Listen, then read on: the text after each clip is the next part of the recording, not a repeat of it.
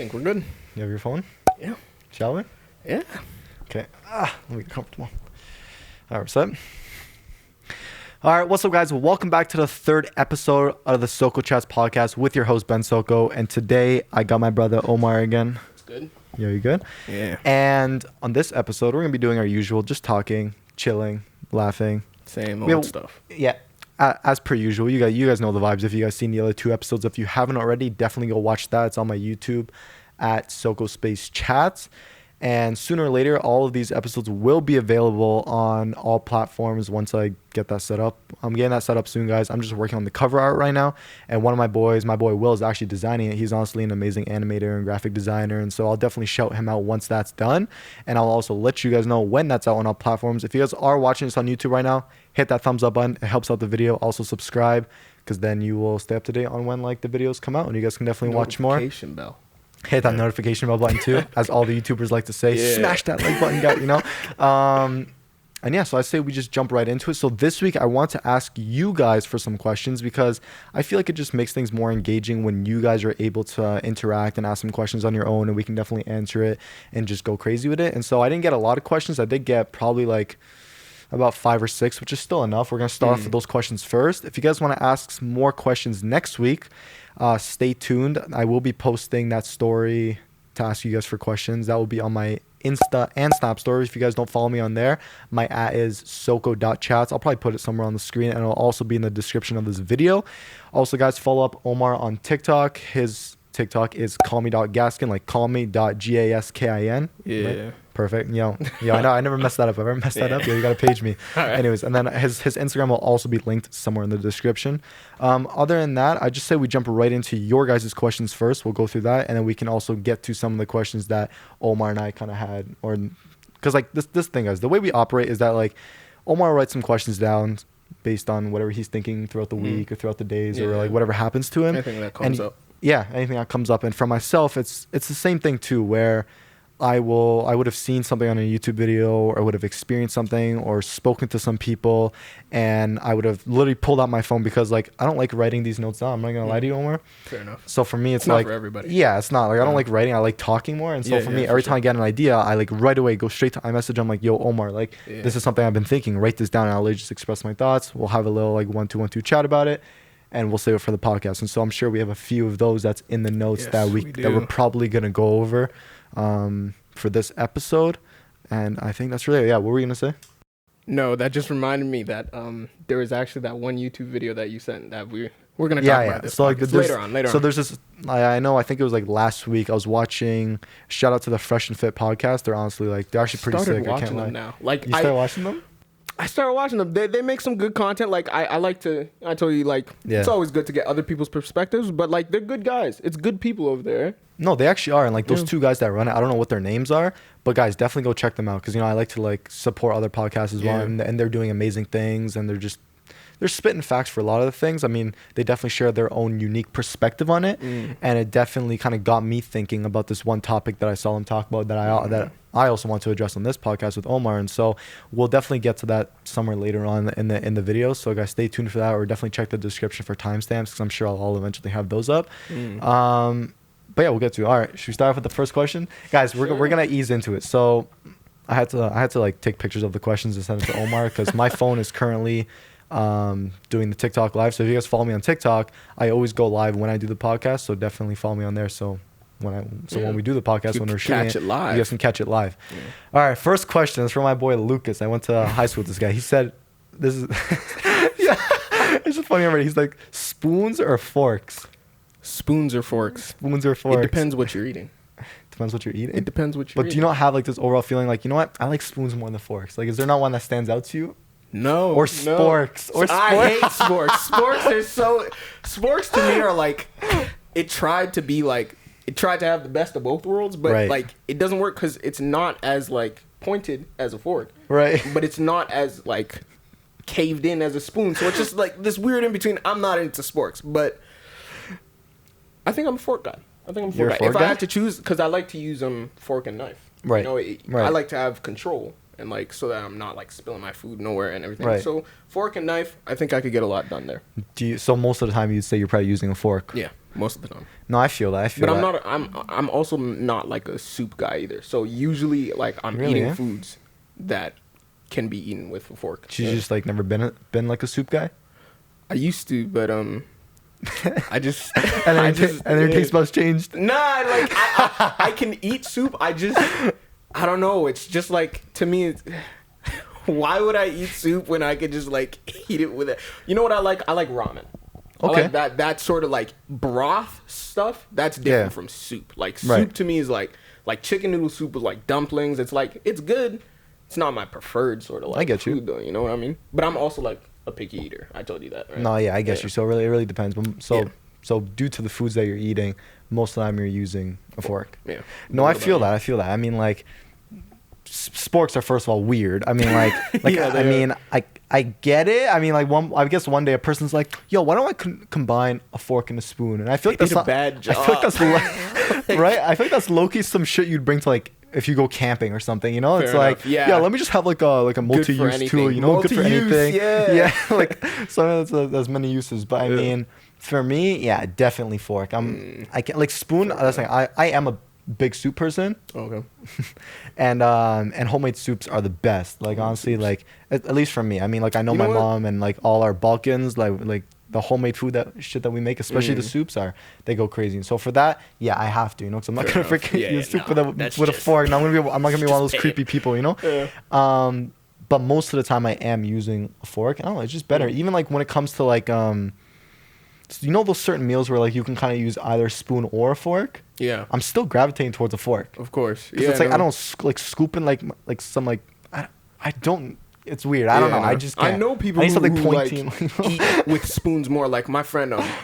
Actually, it might be a Filipino thing, because all of my Filipino friends, like, and I don't have like a lot of Filipino friends, but I mean everybody that I've known to be that is Filipino, likes to, like, if they're eating rice and chicken, where you would need like a fork and a knife, they like to use a spoon and a knife. Right. And it's just like, it's definitely a cultural thing. Must be, right? Because like, I think like, I don't know. Like, it makes sense to me that you would use a fork, but I mean, it gets the job done. It does, you know? And like rice is one of those things that I meant when I said like those foods that can be used. You can use it. I'm still using. It makes sense to me to use a fork, but teach their own. Yeah, exactly. I guess. Yeah, I love how we just went on a whole rant about spoons and forks. Get this much out of the spoon and fork question, but and I feel like that's what a lot of things too, where it's like something as little as a spoon and a fork, you can have a whole ass conversation about, you know? It's these things that because I actually thought about this a little bit before, like these things that you usually wouldn't think about because it's such a little thing. And you assume that everybody works the same way because it's like it's such a small thing. Right. But there's so many differing opinions on this sporks, spoons and forks. Right. Like, it's just there's so many different perspectives you could take on something like this. So once you get into like the more nuanced sort of topics, more controversial topics, it's like that's where you see where people actually like align on that sort of like you know, that sort of like topics and all that, but it's weird. I know, yo. At the end of the day, yo, Omar and I are hashtag fork gang. Fork gang. Fork gang. All right. So yeah, definitely comment below. Yo, are you guys forks or spoons? Definitely forks. Or sporks. Or sporks. Don't leave them out. Shit, you know, to each their own, you know? All right. Next question on something probably more serious. So this next question, Omar actually asked me this at the studio. So for those of you that don't know, Omar and I make music. Yes. I mean, I feel like you guys may or may not know this, but I'm an engineer. He's an artist. Crazy stuff. I'll probably link below like your SoundCloud. Yeah. And so definitely go check him out. And so if you guys want to work, let us know. Anyways, that's besides the point. Omar actually asked me this in the studio, and one of my other TikTok fams, Bella, shout out to her, she also asked me this question too. What would you do if you won the lottery, and what would you do with that money, and why? You asked me, I was like, do you want to go first, or do you want me to answer this first? Do you want to go first? I'm good to go second. I'm good to go first. I don't really care. I'll go first. All right. So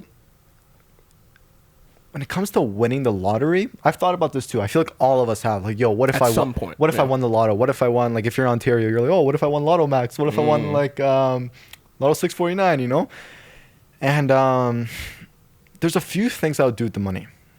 I'd first and this is in no particular order. I don't think there's any particular order. At least I don't have an order for right now. I'm kind of just spitballing. Yeah. But first, I would, if there's any debts I need to pay off, pay that off, because like, you know, that's the number one thing you ever need to pay off. So it's like, and this goes for anybody, guys. If you have any debts of any kind, don't be spending money like that. Like if you have if you need to pay off school or pay for your credit card debt or whatever, you don't want to be stuck in debt. Yeah, you don't. That will really drag you down for the rest of your life. You'll be enslaved to that. And so if you have any money, put it towards your debts, pay that off, and then have other disposable income for other things, right? So definitely pay that off. So if there's any debts, I would definitely pay it off. I mean, like, I would say I'm pretty good with my money, and so I don't think I would have any debts. But even if it was as simple as like doing a good deed, like paying off like my dad's mortgage, or maybe a car loan or something, like when it comes to family, paying off that'd definitely be like an act I would do. But other than that, when it comes to my money, one of the first things I would do is invest my money, because it's like, the thing with money is that when you get it, you want to be able to keep it and multiply it. Yeah. Because like, it's not just enough to have it, but oh cool, I have money, let me go spend it, let me go buy this car or any other depreciating asset. Because at the end of the day, it's going to be a liability, not an asset that's going to make you money or hold its value. And so for me, I'd probably put a lot of it into real estate, because real estate is one of the best investments. Because I know we spoke about that last time. Probably like buy investment properties and then just rent those out and have that pay for itself, and that's going to become an asset that's going to pay me long term, and then that's going to set up my future for myself, for my kids, their kids, and that money will just be coming in, you know. So buy a lot of properties. Other than that, also invest into my portfolio, into my stock portfolio. So I have my own stocks through TD Direct Investing, and then I have my crypto stuff that I'm doing, which I'm already investing a little bit into. Just to get started now, because like the thing with investing, you want to start early, so that compound interest can just like start building on top of each other, so by the time you want to retire, you're gonna be set, you're gonna be good. And so even if you're like 18, 19, 20, start now and put a little bit in every now and then. Doesn't have to be a lot. It's not like, but it's like make your money work for you sort of thing, you know. Exactly. And if in this situation where you won the lottery, it's like put a lot. But I was also gonna ask you, like, if we're talking about, let's put a number on this. Let's just say like $1 billion. Is $1 billion too much? No, let's just go with like. Is $1 billion too much? I feel like that's definitely too much. Definitely like too much. 500 million. Okay, 500. Is that too much? I feel it's too much still, but it's okay. All right, 100 million. Okay, we're getting better. All right. Let's say 100 million. Like, what % of that is going into like investing? So, I want to try and put at least half of it into investments, at least 50% of that money investments, so that money can multiply and make me more money. Yeah. Because I feel like that's just a smart thing to do, you know? For sure. And like this is one side topic real quick, just remind me to get back on track. One side thing to this is that like I don't necessarily believe in savings, and I'll expand on this. So many people are like, okay, let me save for retirement. They just pour money into an RSP, which does have a lot of benefits. They do. As I said, I don't know all of them. I know like my dad ran me through it, but you know, anyways, you can like switch it up. But I don't think saving in general is good, because your money loses value. You don't make enough interest to combat inflation. And so people think, oh, let me save. So by the time they're 40, oh, let me withdraw that money. But your money's not making you money. It's sitting there losing value every single year. Yeah. And so what I've been starting to tell people is like, yo, invest that into, get a TFSA, start investing into something, or at least at the very basics, invest your money into an S&P 500, which is just 500 of the biggest companies. So essentially what it's like, you're investing into one stock, but it takes your money and like puts it into each of these companies basically. That's how an S&P 500 is. Like for you? Like it just... So, or you have to choose all like stuff, right? No, this is how I describe it. So when it comes to investing, you kind of choose individual companies you want to invest in. So you can like invest into Tesla, invest into Apple, which I invested in, and choose your company. Or there's another stock that's just called the S&P 500. So when you pour money into that one stock, S&P 500, it's almost like they take that money and distribute it across all of the 500 biggest companies. Okay, yeah, that's what I thought it was. So it's basically like a distributor. Like that's what I'm thinking about. It's kind of like a general stock that invests into all these other stocks in a sense. Yeah. But the thing with S&P 500 is that you might not be making your returns as quickly versus investing into other individual stocks. But it's still better than having regular savings. For sure. Because it's like when you at the very least put your money into S&P 500, you're almost guaranteed at least 10% per year.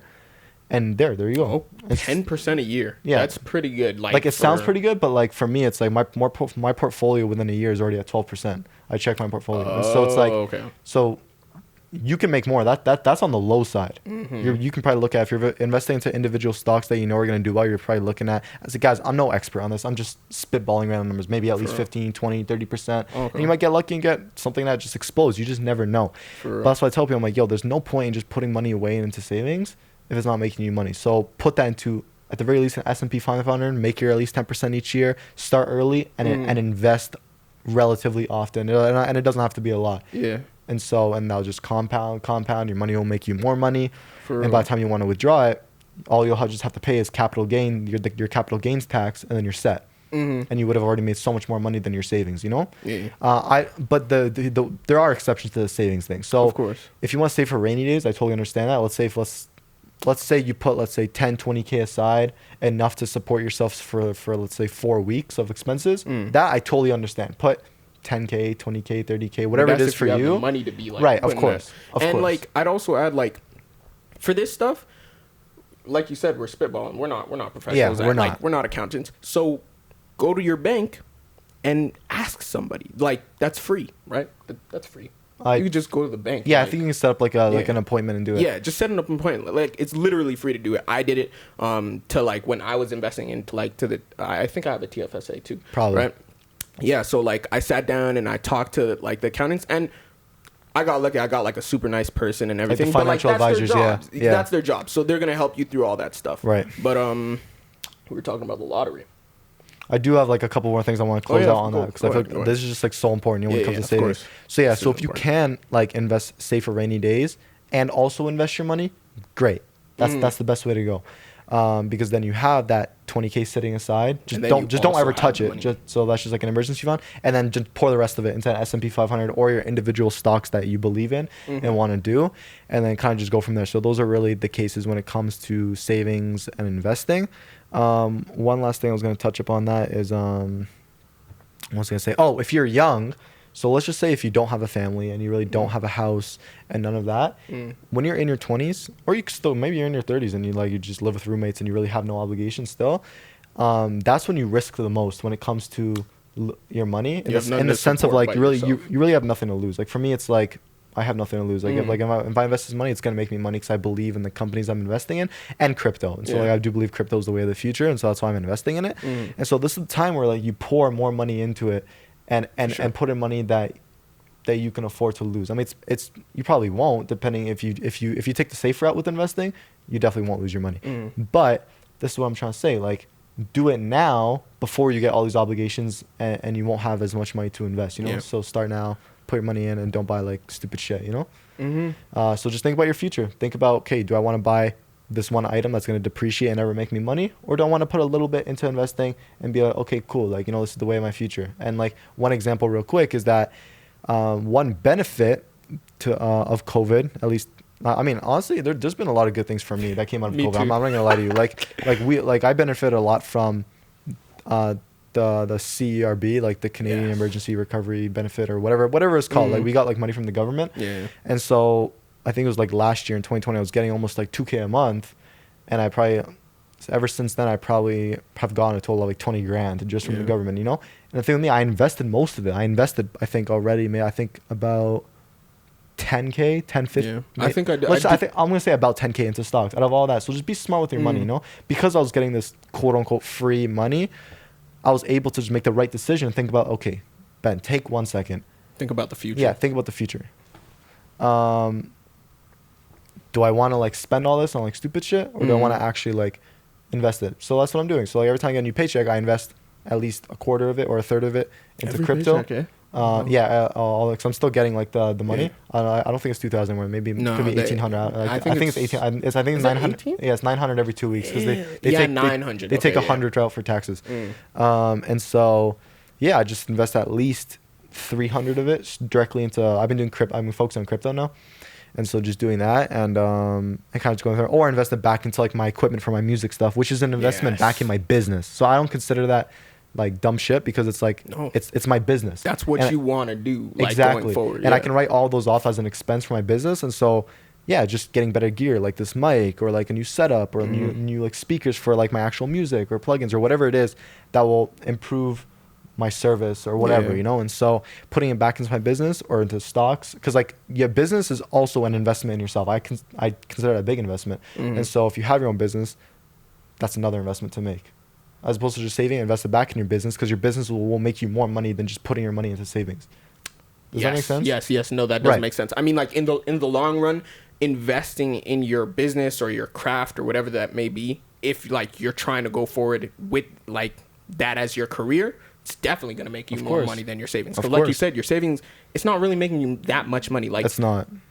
That's losing money. Yeah. And so, invest in your business, invest back in yourself, invest into stocks, and that'll pave the way for your future. And then obviously save a little bit of money for food and little fun things, because we all need that. You need like, and that number of like, let's say you said you put like out of the 900 you get every thing, you put like 300 into investing. That number or that ratio is going to change from person to person, based on just like your situation. I like to because I did the same thing. I was on SERP2, and I put a lot of it into it's basically crypto.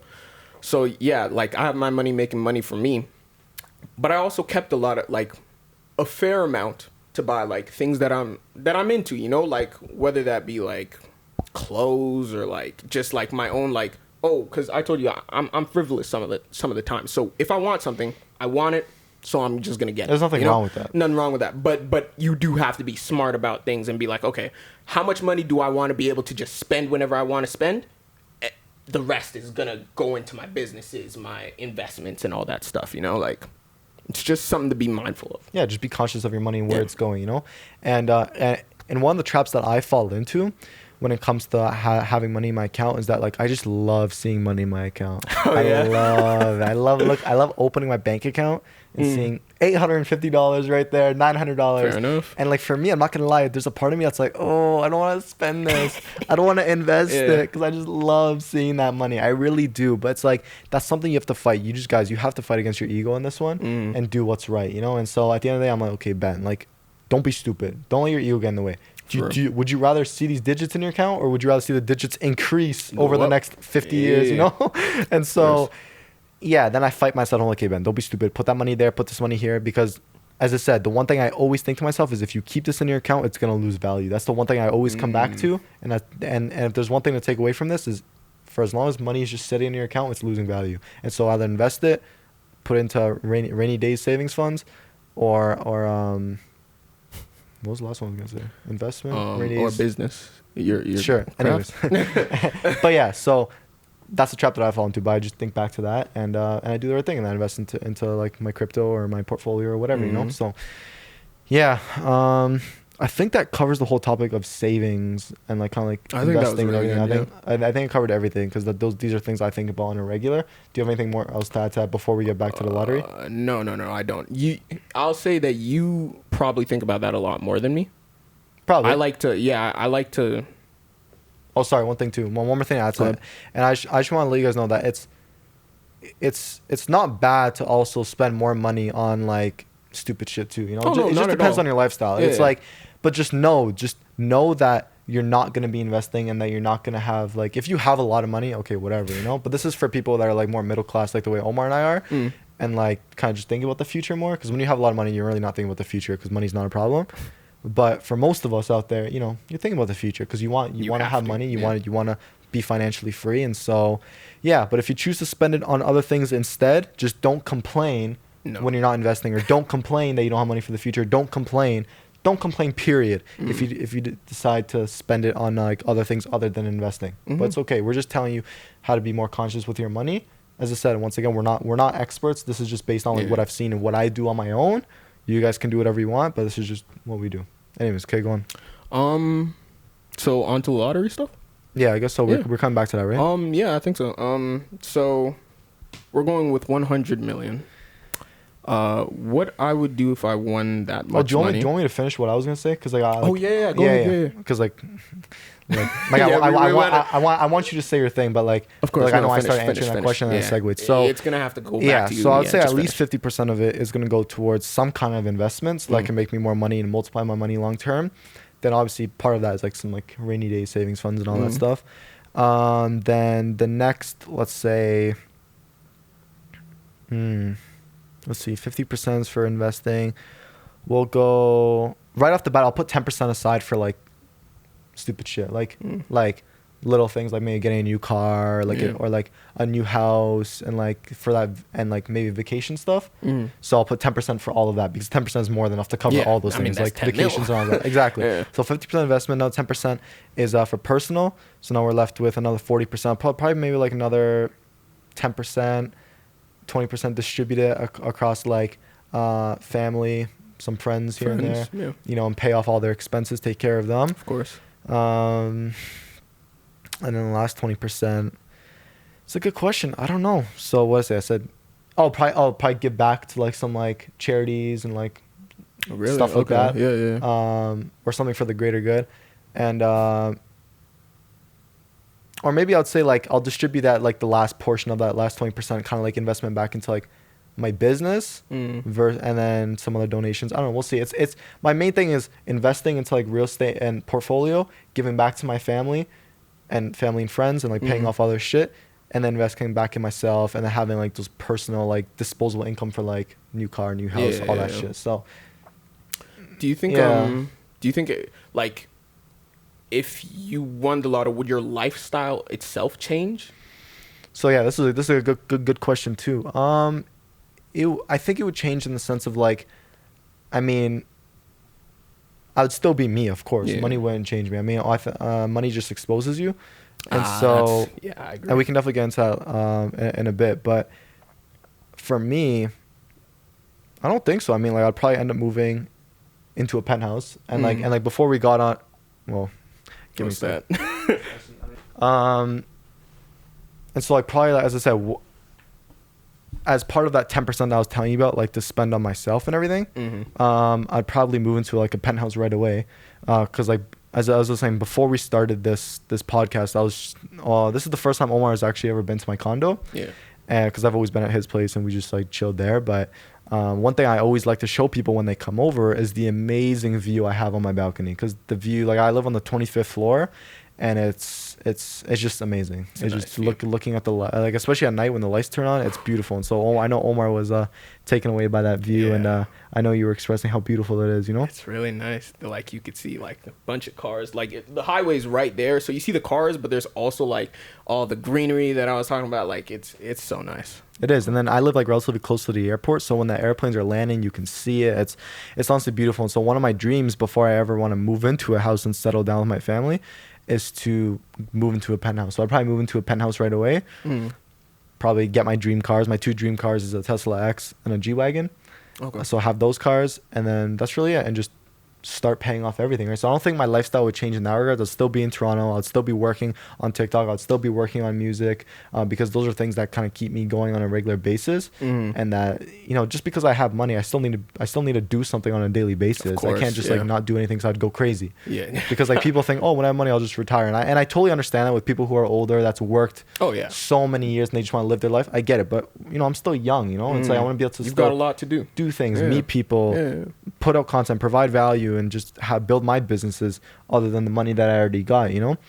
And so in that regards, no, my lifestyle will still be the same. I'll just have upgraded bells and whistles, you know? I'll have a penthouse, a couple cars, and then get back. So, no, I really don't think my lifestyle would change that much, no. Okay. Still be doing me. Still be the same person, that's for sure. And like, last question on the penthouse, because I was thinking this before, but so you said like you want your penthouse before you settle down with your family and like an actual house. Right. So to you, like a penthouse isn't like a family sort of thing? It can, but one of my dreams, one of my visions is that, because I want to have kids when I'm like 32, 33, 30, between 32 and 35. That's when I want to have kids and get married, unofficially get married. If you guys want to hear like our thoughts on marriage, go back to the first episode of the podcast and go to the timestamps and listen to us talk about it, because it's interesting.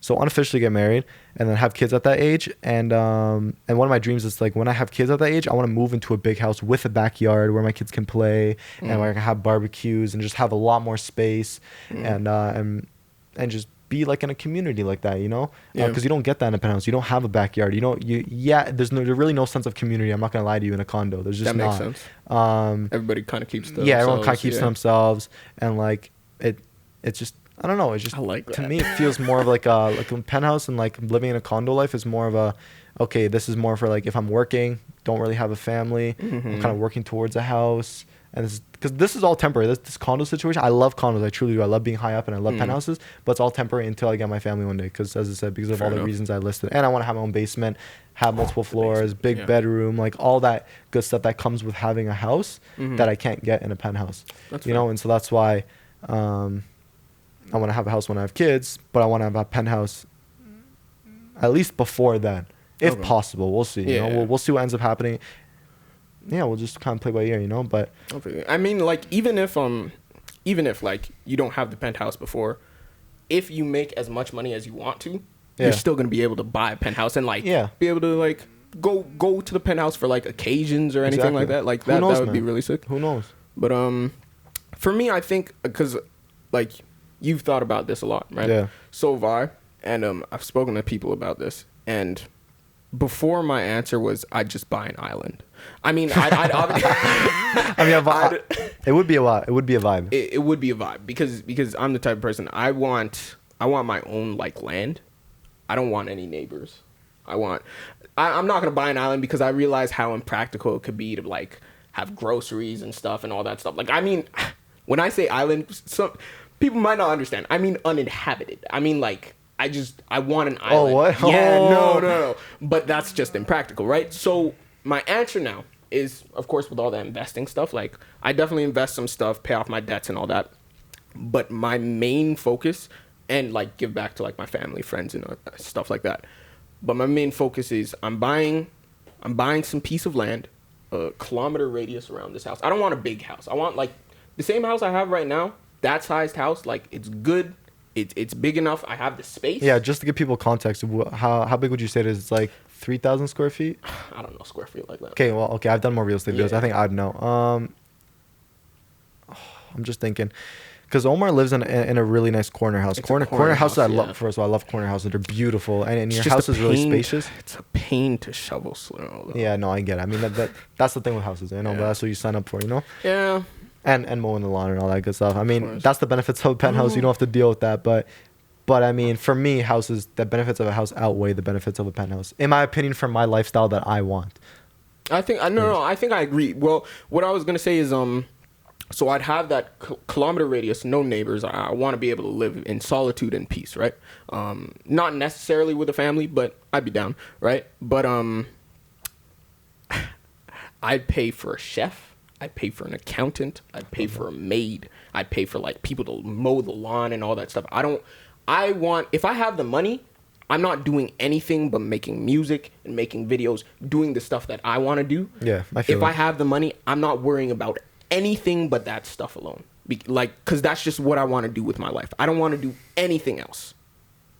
I think that's fair. I feel that. And like I've said that before too. And so I guess now that you brought that up, it's reminding me of like I always said I've always wanted a chef too. Yeah. And I'm not even saying just because you said it, but I've actually said it before, like to other people. And so that'd be part of my 10% that I would go towards myself, where I would hire my team of people to literally make me food and clean the house. Because I would be living in a big house, and like if they can just pull up, because I swear Drake has his own chef or something. Why wouldn't he? Yeah, I mean, like, guys. Yo, bro, have you guys seen his house? Have you seen his tour?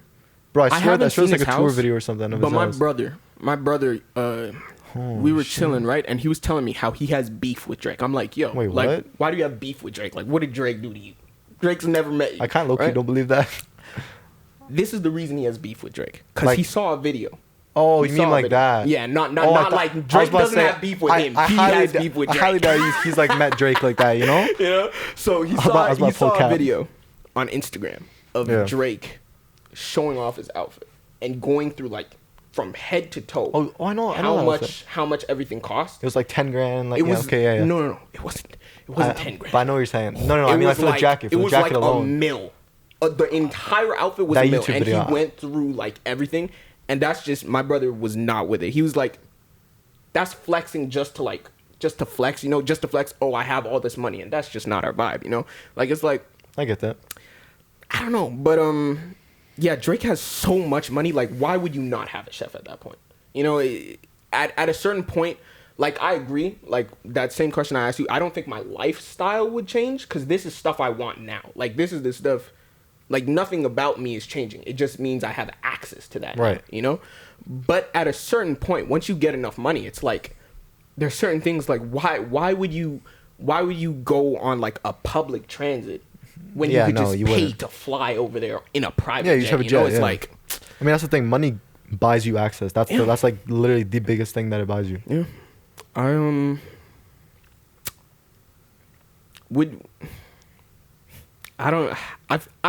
think money would change me, but I feel like I definitely just like go into hibernation sort of thing. Like, if I had the amount of money that I want to live my life, a lot of people wouldn't see me.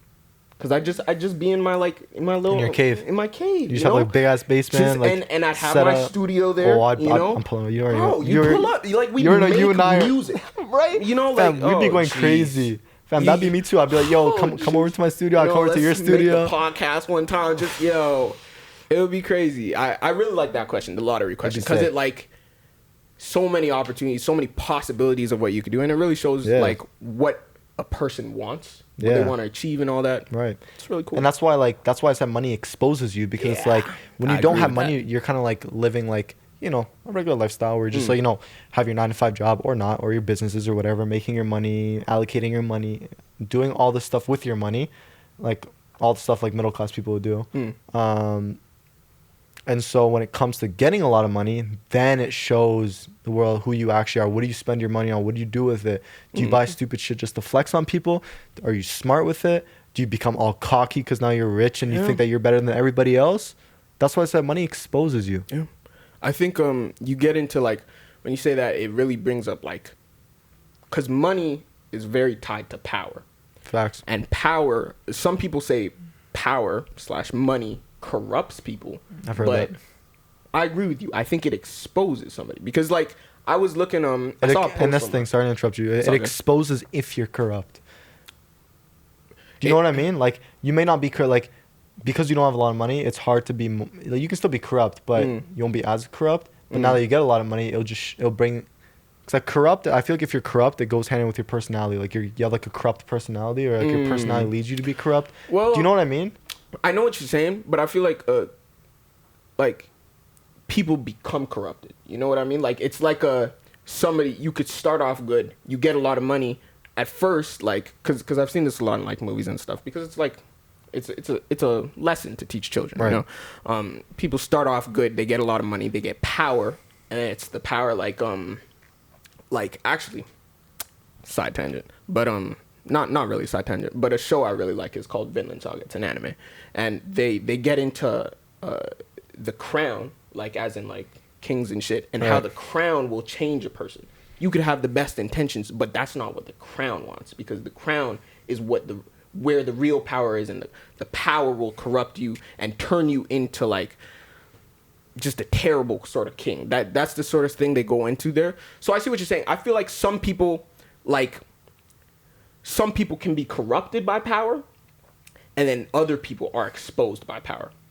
I feel like that's both, more accurate. Like, it's a person by person thing. So let me ask you this. So this is something I was just thinking about. So you know how we said that money exposes you, and it could expose if you're corrupt, and when you get that power that comes along with money, that you're corrupt. So is someone trying to get it? Let me say that again? Let me rephrase that. Because I feel like I was just like mumble jumble over the place. I had the thoughts, but like it was just in the wrong order. So you know how we said power changes somebody, and it could make them corrupt. What we were just talking about, right? Because it's like, without that money or without that power, they may not necessarily be corrupt. So if they do become corrupt because of that power and that money, do you think that personality has always been there, but it just wasn't at the forefront because they didn't have that money and that power? Does that make sense? You see what I'm trying to get at? I see what you're saying. So if this person was never like that before, I see what you're saying, because the money wasn't there. Because maybe it was always there, but they didn't have the opportunity. Right, they didn't have the opportunity to do anything because the money wasn't there. You know. But then when the money is there, right? So it's not. Yeah, no, that's why I said exposing. money. That's why I said money exposes you, because then it exposes who you really are. Yeah. Because I feel like if you're a good person, like a good person without money, you should hopefully be a good person with money and do the right things with it, you know? Mm-hmm. Hopefully. I'm not saying with everybody because you just never know. Of course. But I don't know. I have a funny feeling that, like, if a person becomes corrupt when they have money and power, I feel like that's always low-key been in there somewhere within their soul, within their personality. But now it's just exposed and brought to the forefront because of it. Yeah. No, I agree. Like, and that got me thinking about, like, what you were saying before with charities, right? Because this is actually a topic that might actually be controversial, right? Let's hear it. So, how do I word this?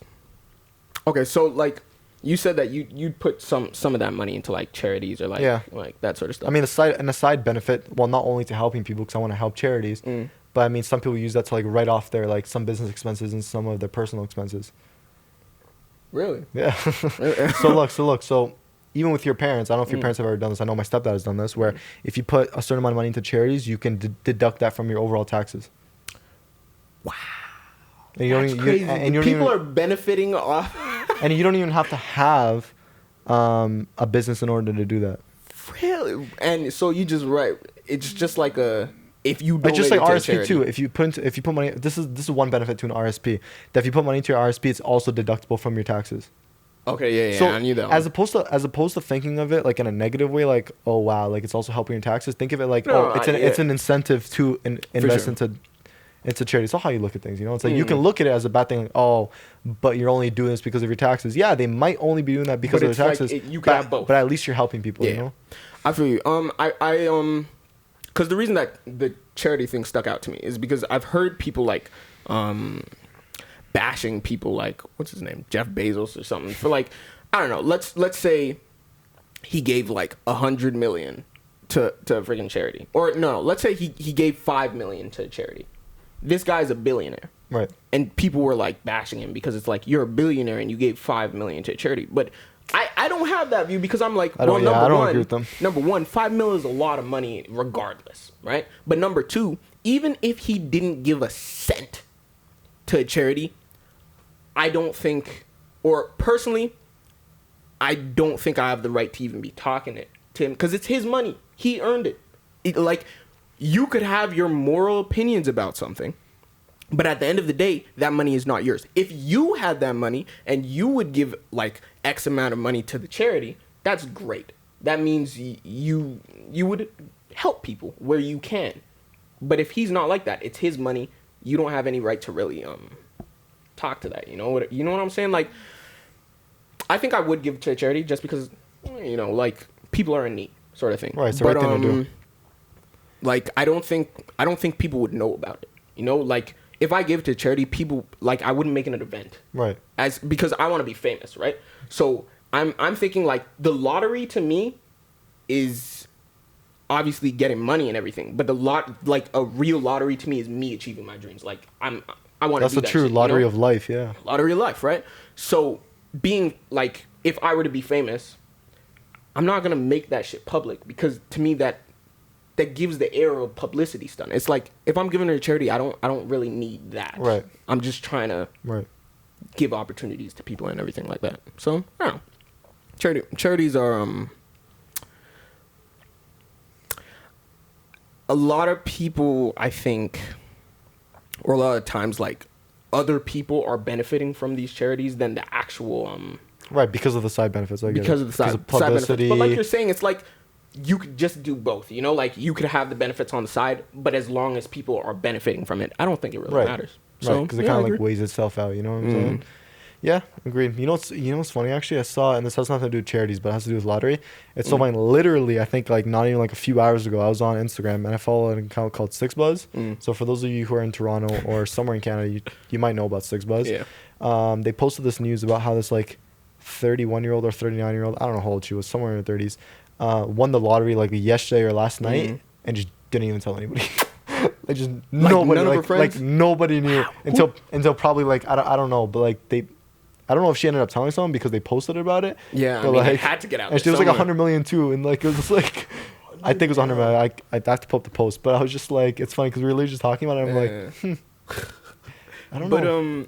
Oh, but one thing you need to be careful of if you get a large sum of money, and this kind of goes back to the lottery, is like you have to make a decision even if you want to tell people, because what people might want to take advantage of your money. They're gonna look at you differently, like, oh, Omar, yeah. oh, let me be your friend, and then they use you for money or who knows what, you know.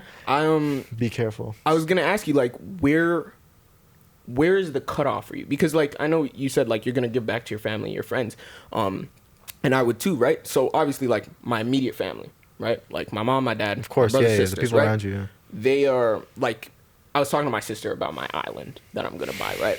And I'm like, okay, on this island, I'm gonna bring my family. Right. But if I bring my family, like my whole family, I might as well bring like my closest friends, you know, so my crew. But then we were talking about that extended circle and immediate circle, right? I think I might not bring my extended circle of friends, but I'm giving them money. Like my extended circle of friends, I think, like, I'm not thinking too hard about it, but I think I have like 10 people. Right. You know, and I'd spread the wealth between those 10 people. Right. And some cousins that I used to talk to a lot as a kid. Yeah. That I haven't talked to in like years. I think you're getting like 50 grand.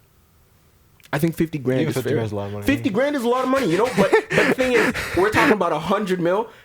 I haven't talked to you like for a very, very long time, like those people, but I still care about you enough to give you 50 grand. I think that's fair. It's all subjective at the end of the day, how much money you want to allocate for who and where and what, you know? So it's like, I don't know. I feel like if you want to lie, you should probably just keep it quiet, low key. Keep it quiet. Because I feel like there's more. I feel like that's so shady. I feel like there's more benefits to keeping it quiet than publicizing it. Oh yeah. Because people just look at you differently now.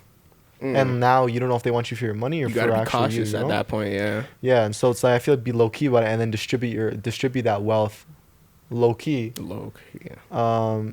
And yeah, you know.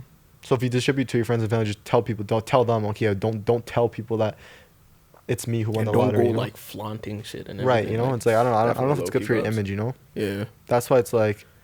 I don't know. I feel like that'd be one of the first things that comes to mind. It's like, fuck. Okay, I can't like. I don't want to get this. I don't want to let this news get out there. You know. No, I feel you. Like, if you want 100 million, like, you'd have to be cautious in every single relationship up. Like, after that relationship, friendship. I mean, like any sort of relation, you have to be cautious because people can be bad. Like, people can definitely be like greedy and like mischievous, conniving, and all that stuff. Right. It's like you really got to be careful. Facts.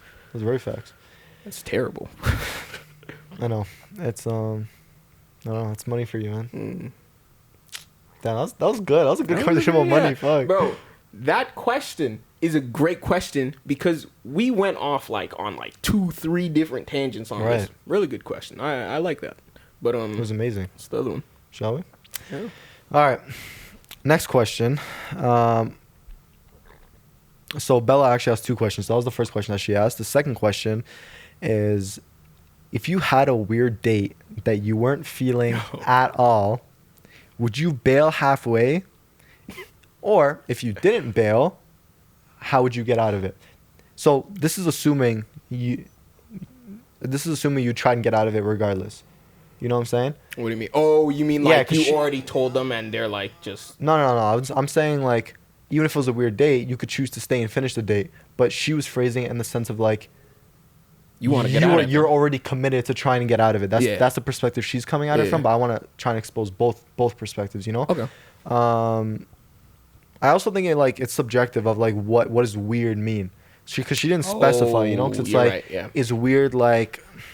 I feel like weird to girls and weird to guys are 2 different things. Yeah, like you could be like I've heard of this one date from someone I knew. They were saying how like they went on this one date with this guy, and this guy was being like way too touchy, like right out of the gate, like, and it wasn't like anything like crazy. It was more of like when they were standing in line, he'd really like hug her from behind, and like just doing things that she wasn't necessarily comfortable with. But it wasn't anything like, oh, get off me right now type of thing. She just wasn't feeling it. And it was really excessive for the first date, you know. Did they know each other? It was the first date. Yeah, it was first date. Like just met off like a dating app or something, right?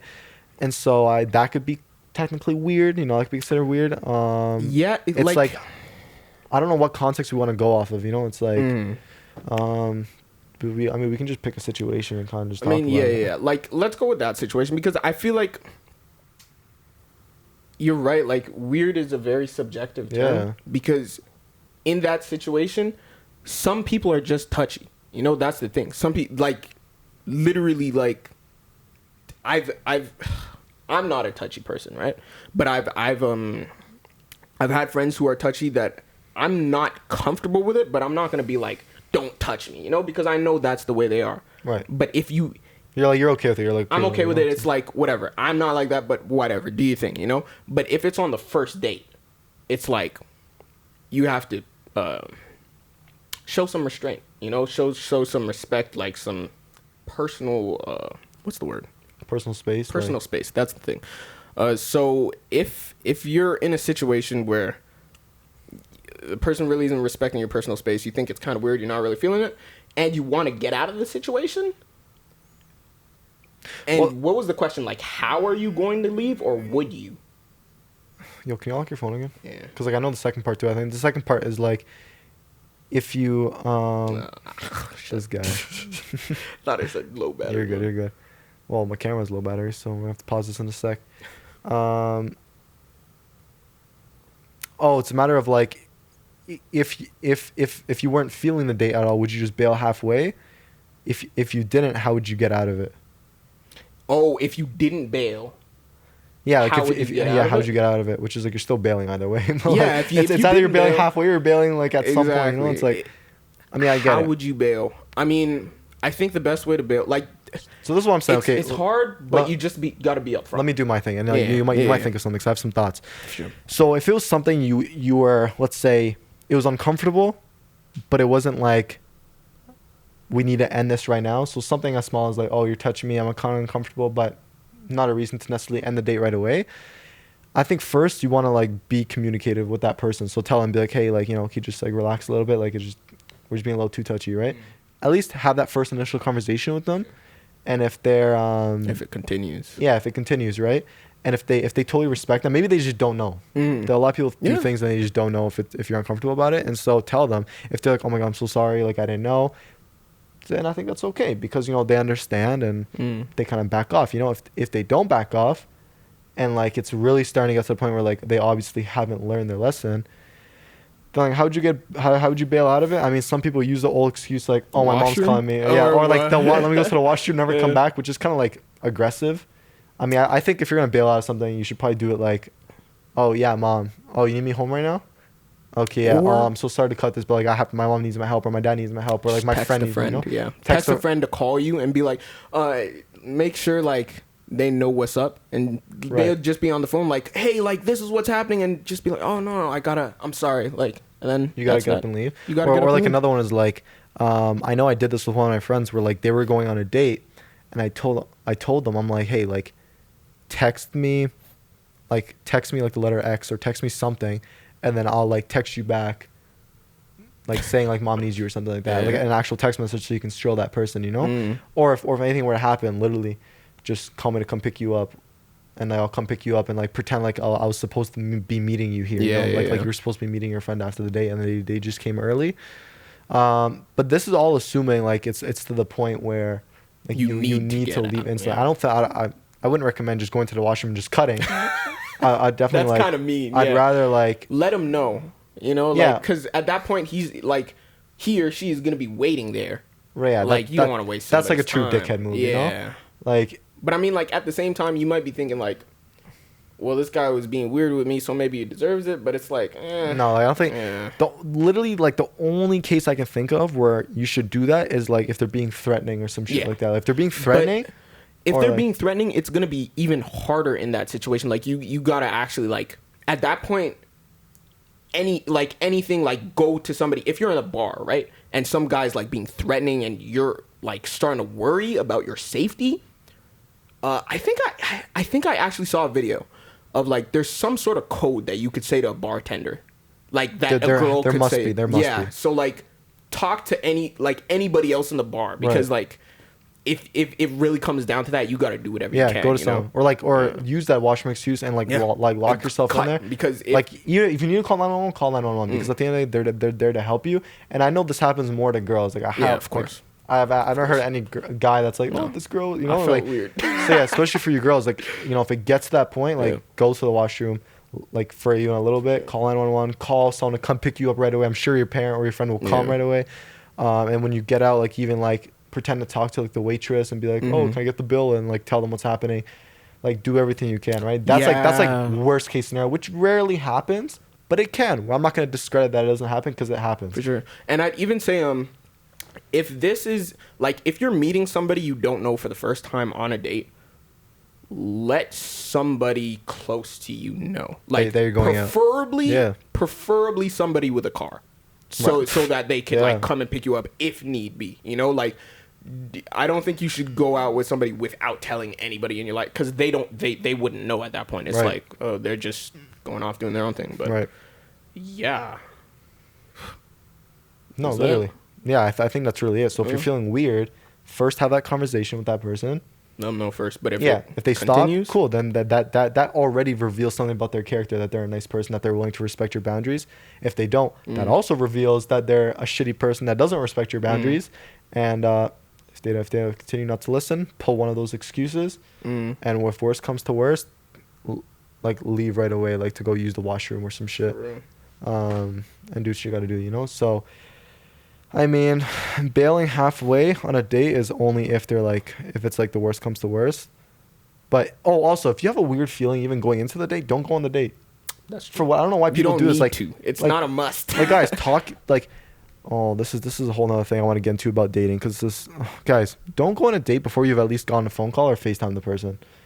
Please, like, because you need to at least know something about this person, and at least have the conversation and kind of figure out who they are to a certain point before actually seeing them, you know? Hop on a call, 1 hour, 2 or 3 hour calls, because, you know, we might hop on a 1 hour call and it turns out being amazing. You go for 2 hours, 3 hours, 4 hours, 5 hours, who knows how long, you know? And then now you'll get to know them. You guys can talk about your life story, what you want, all this extra shit. And you realize, okay, they're a cool person. And then go on the date, you know? Give me a sec. Is that the last of the questions that you got? No. Oh. I still have to finish my thought right now. And so, have that phone call, or even voice memos works too. Whatever. Like, at least hear them and have like a proper conversation with them, not just text. Like, FaceTime them, hear their voice, get to know them a little more for a few days, and then go on the date with them. Because if you find out within that phone call, I always suggest FaceTiming. If you can't FaceTime, call them. If you can't call them, voice memo. FaceTime I think is priority, because then you get to see them, you get to see their facial expression. You can, as I said, talk about life, all 9 yards. And then you talk about a cute date you guys want to have. Game over. But there also might be on that call where you're like, bro, this guy's low-key weird, or this girl's low-key weird. Like, we're kind of not aligning on things. The more you talk to them, you might hear certain insecurities they might have, and like, you know, cross them off your list. You know, no thanks. You know, keep that subconscious note, you know. And so you just keep note of everything when talking to a person on a phone call. And if everything checks out for you, go on that date. If you have a weird feeling, or you don't think you guys would be a match or be compatible, or there's a weird person in general, don't go on the date, and then slowly distance yourself. And so I agree. And then just don't pursue that date, period, you know, or that person, period. And that's that. Like, that's really it. They're out of your life. Literally. Never were in it, really. But do that first before going on a date. And if you go on a date and then all this other shit happens that we just spoke about, then you'll make the necessary call based on like kind of what we said or what you think is right. Cool? Yeah. Awesome. Okay, that's it for questions from Bella. There's still more. There's more. What question am I thinking? That's a good question. So this next question is from Jay. Her full name's Jaden, but I call her Jay. She asked, when you're older, so I'm assuming older is probably like... What is older? Yeah. I don't know. It's like probably like when we have kids, or maybe like... Oh, okay. Or like... Yeah, okay. Maybe like even like older though. Let's just say like when we have kids, or even like when we're in our like our 40s or 50s. 40s. Let's just say 40s, like 50s. 40s and above, you know? Right, yeah, cool. What stories are we going to tell children? Not only our children, but I guess like other children, I guess, you know? I'm going to tell my child stories of me. Like, I can only tell stories that I've experienced, I feel like. Or like, I can only tell stories that I've experienced. So, the only time I think I'd be telling stories from my personal life is if they can help my child in a sort of situation. So like, something that my dad told me a story. He told me like stories about how he was in high school when like in relation to whatever like conversation we were having in the present. So stories like that could actually help them in the present, stuff like that. But I don't think I don't know what are your thoughts on this? So for me, it's like this is a very vague question, so we can just kind of go in all directions. So I'll first obviously like tell them funny ass stories from like my childhood, and like obviously when my kids are old enough to kind of like understand some of the stupid stuff my friends and I did, or like I mean like it's not all stupid, but like it's just like fun things that we did, and kind of pass on certain traditions, or maybe do the same things I did with my boys but with them. Then I'll tell them once they're old enough, of course, and like show them the pictures and videos from like when we were this age, and kind of just tell them like what life was like, you know, and share the wisdom and all the things that I've learned when it comes to like stories that I've experienced, you know, whether that be certain relationship things or all the podcasting and the music stuff, and giving them that inspiration and that motivation to do the things they want to do and be happy, and just kind of literally talk about all the things we're talking about now, but you know, 20 years from now, and just making sure that the stories I tell equip my kids, you know, for the future, and to, I guess, shape their perspective to be a good person, I guess, you know, and have good character, kind of like the way I was raised and the way I am. So all the stories would revolve around really anything, the stuff I did when I was younger. Definitely won't forget to tell them about 2020 and COVID. No. That's definitely one thing. I don't think like, I don't think it's gonna come up. Like, I'm never forgetting this. I'm gonna mention it at some point. You think you're gonna mention COVID? Definitely mentioning it at some point and tell them the shit that we went through. I don't know, because I remember I was having a conversation with my mom, because she's a sentimental person. She likes to keep things as mementos, you know, like we were cleaning the house like the other day, and she found a bag of like my first haircut. I'm not like that. Like okay, so actually I'm not gonna ask. No. Remember the joke I was making before the live about like okay, I'm so sorry, guys. Okay.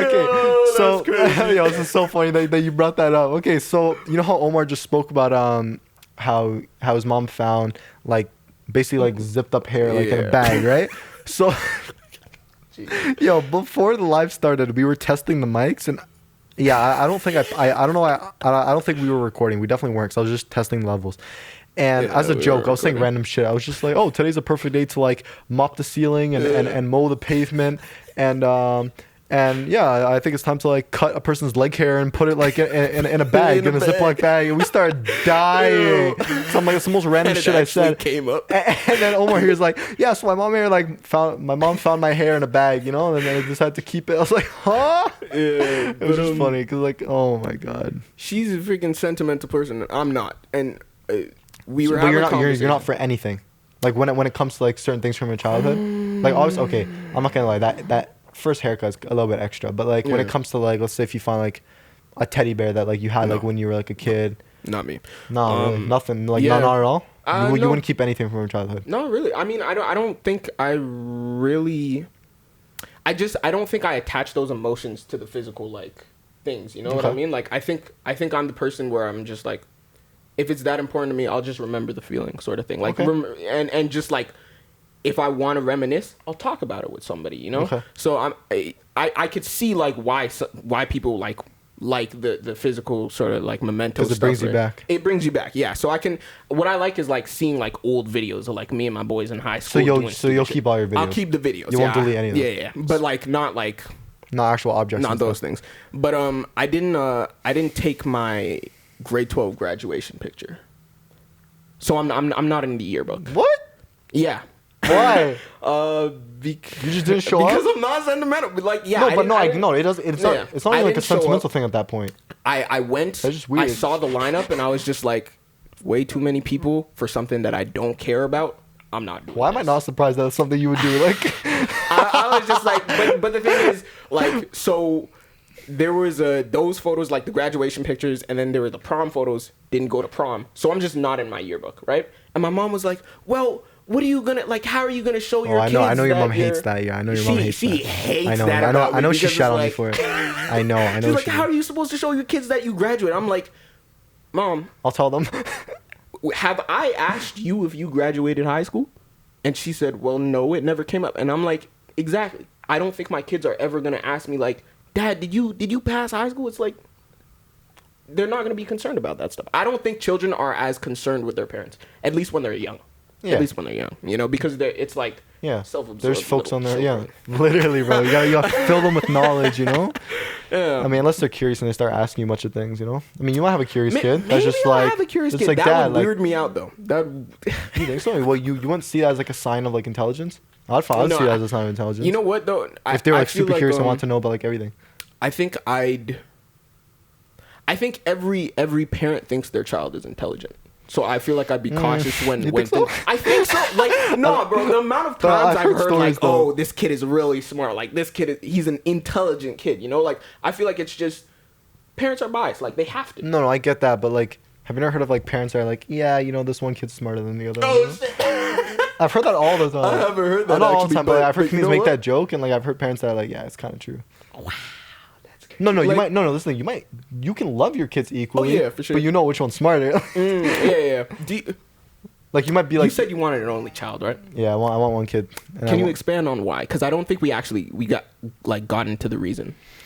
Yeah, for me, I feel like it's just kind of like the way I was raised. Like I kind of want to raise my kids the way I was raised, with obviously some changes. Because like, of course, at least for me, like what I do is like as I've grown up and as I've witnessed other parenting, it's. All of that I take into consideration of how I'm going to parent my kids or kid. It really depends. I mean, I want one kid, but if I end up having 2 kids, there you go. So that's why I always look at the way my parents parented me. Okay, like what did they do good? What did they do bad? And change up the bad for when it comes to my parenting. For sure. So yeah. Anyways, well, I want one kid because like to be honest, I want them to be spoiled the way I was. Okay. Like I want them to have all the money. I want them to have everything. The full attention. No, they're gonna be a good kid. They're not gonna be able to let them. That's not gonna get to their head. But like I want to be able to like just have like that alone time, just us two. And financially, it's cheaper. Like obviously, I'm not saying let me have one kid because it's financially cheaper. I'm not saying that's literally the only reason, but it is a reason. Yeah, for sure. And that on top of just like as like my wife and I, or my spouse and I, whenever like if we're not married, you know. To just really focus all our attention on that one kid, as opposed to spreading the love and spreading the energy and spreading everything, you know. And yeah, because I don't think he's gonna like be bored or anything. Because like I definitely was. I never wanted siblings, and so if I raise him like the way I was raised, he's not gonna like think like that, you know. Okay, you this is really interesting. But he's gonna be very selfless too, you know. It's like kind of like me. Like I'm like I was selfish when it came to like some of the stuff that I wanted, like growing up. But I am very selfless to the point where like I'll put other people's needs instead of mine, you know. And that's one thing I'm getting better at. This is actually, remember when you asked me on last live? Yeah, I do. That's one thing I thought of actually. So you were right. I was right. You were right. I'll give that to you. You were right. You were right when you said, you'll probably think of something, and I did think of it. And so like that's one of the things. Like it's almost like I'm too selfless. It's weird. It's like because like I love to help people so much to the point where like I don't care like about myself or like even with my ex, like it was all. You remember everything I did. I didn't have a selfish bone in my body when it came to that relationship. I did everything for her, or I do everything for people in general. So for me, it's not being selfish enough, which is weird to say. No, but at the end of the day, you are living your own life, and you need to be selfish with certain things. I had that conversation yesterday with this girl named Tara, who's also one of my TikTok fams, I was just telling her like you need to be selfish with certain things. Sure. You need to be when it comes to your career and like making your money, but also being selfless and giving back. You know, so it's like being that good person, but still being able to like get the things that you want because it's your life. And so that's one of the things that like I've been doing more of lately. Actually, just being like, like that's just the way I want it, or like I want that, and like you know, and kind of just doing things more for myself. You know. When you do like put your foot down and say no, like this is just what I want, this is the way I am, sort of thing, like how does that go for you, like in a conversation? I can't really recall because there's never been a point where like I've gotten much pushback like that. It's kind of just been like, no, I'm like kind of just gonna do it this way, or I can't really recall, but like I just know there's been a couple situations where I've definitely been more like of my agenda. Because it's like, you know. That's interesting to me because like I see what you're saying. Like, if I were to have kids, I would definitely want like my kid to have siblings, just because of the way I was raised, and like you, I want my kid to be raised the way I was raised, and like tweak what I think should be tweaked and everything like that. Right. But I had a friend who was also an only child, and completely opposite from you actually, in the sense that she did want siblings, and she was actually I think she was actually kind of jealous of like me and like some of my other friends, because majority of us did have siblings at the very least one. And I think she actually was kind of like lonely and bored as a kid. And it might be because also like she was raised, she wasn't raised like in Canada. She was raised in the Philippines, so they had they usually have a lot of kids. They pause that. The reference and all that. Hey, my awesome bruh. Who's here? Cookie Monster. Yeah, that's literally my friend right there. That's literally my best friend. The one I was gonna do a podcast with. Yeah. Is it gonna happen? Well, fucking do it, yeah. She's loafing. Okay. Anyways.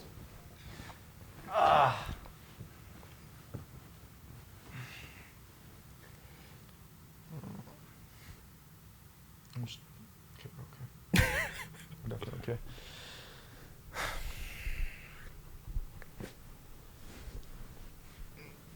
That's the last question for that, right?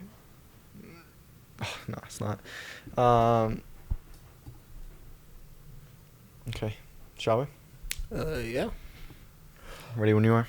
Oh, shoot. Wait. Before we start. So that's how you do it. You know what I did? Because I have one of these in my room, right? Do you actually? Yeah, the stand.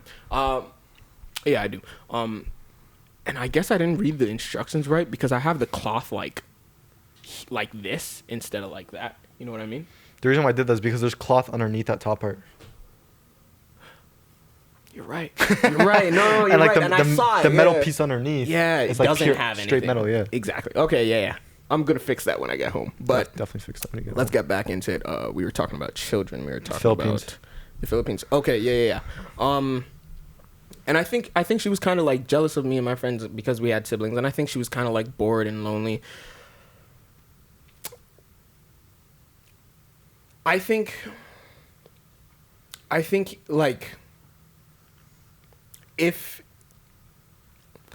you're raised in an environment where you could like you have that attention as like the single child, but you could still come out like selfless and everything like that, I think that's perfectly okay. Right.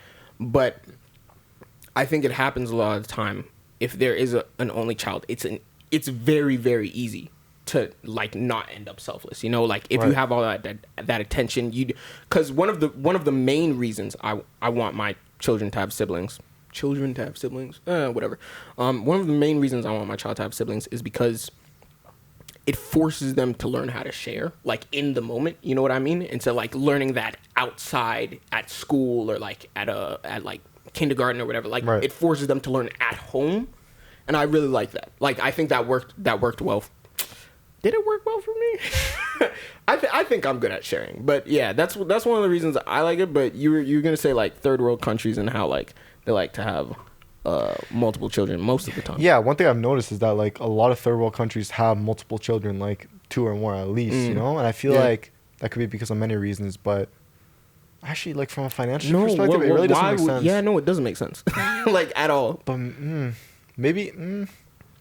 I don't know. I don't know the reason, because I hear my initial thoughts. Too. I'm just gonna spitball right now. This may not make sense, but I'm just gonna say anyways. It could be because like they need more people to help around the house, because of third world countries. Maybe you need to do more work in a sense of like you need to like some people need to farm, some people need to help out with the house chores, that go work. Sense. And maybe the more you have kids, the more resources they can bring back to the family, as in like maybe make more money for themselves and more money to like provide for the family and bring back more food or whatever it is, right? In countries where they struggle, or even like pass on the name, because even if like one kid doesn't do well, I guess there's more opportunities for the other kids to do well, and they carry on the name. And if like, look, all you really need is just one of these kids to like do well and blow up, and then they'll give back to the family. Yeah, it's like for sure. I guess a higher odds of like something great happening. You know what I'm saying? I guess it's all about investing. Right, yeah, it actually is investing. What's my ROI for this? What's my return on investment? So this kid will probably become a millionaire. This one might become a doctor. We'll see. This one, lawyer. Because like no, but this is the thing too. Even with these third world countries, or even people here in first world countries that have multiple kids, it's not like. Yes, finance plays a little bit of a role, but they just use loans most of the time. You know, especially for schools. I highly doubt most people that I know, most of these families that are like lower middle class, they're taking out loans for schools, like the kids. You see what I'm saying? And so I swear they're just preying on one of the kids just to do well. Yeah. And it definitely is like that. Like no parent can tell me, oh no, I want all my kids to do well, and like they do. But it's like it's a higher odds that like one of them is gonna like do better than the others. You know, at least a little. Has to, man. There has to. But I was gonna ask because you brought this up. Do you care about like your name being passed on? Like well, last name, yeah. Your last name. Because my last name is like powerful. Like as I said, I don't know like what the meaning is. I swear I may have mentioned this last podcast. Like I have to search it up. I've read somewhere that like Soko means something, and then like my full last name is like. It just means like it means something, right? I have no idea. I totally forgot what it is. I know I read it somewhere and my dad told me about it. But it is a powerful last name and I want it to be passed on. So that's what I'm saying. It's like it's getting passed on. Okay. That's why I never took my mom's last name. So like if you're I hate my mom's last name. And my mom knows this too, so it's no secret. Like her last name's like Sarek or some shit, and I was just like, ew, like there's no power to it. There's no power. Fair enough. No. My last name. So like, if your girl said, like deal breaker now, I'm bye. Really? Like I know where you're going with this. You know, yeah. Like if she's like, no, I want you to have my last name. You just like, I'll be like, no, but really? That's the thing you have to understand. Like that's gonna be part of like the whole dating process too. Like, yeah, you gotta figure that shit out quickly. Yeah. Oh, this is okay. One. I just need to like segue for 1 second. When it comes to like, you know how I said like I need to be more selfish. That's definitely gonna apply when it comes to standards too now. So it's like when it comes to dating, I'm gonna be more strict and selfish about what I want out of it. Yeah. Like obviously I'm gonna be selfless. You know, like everybody knows I'm a selfless person. But you have to set. But like I want to make sure I'm compatible with this person and don't go through the shit I went through and like other connections I've had. You know. That actually. And so that's why I'm gonna make sure my agenda is fulfilled when it comes to my standards and be more strict on myself when it comes to that. I agree. Do you want to say what you're gonna say and then we can get back? Well, actually, no. What I was gonna say is that actually leads into something that I wrote down. Okay. So, like, finish what you're saying. So coming back into like the whole deal breaker thing that you were saying.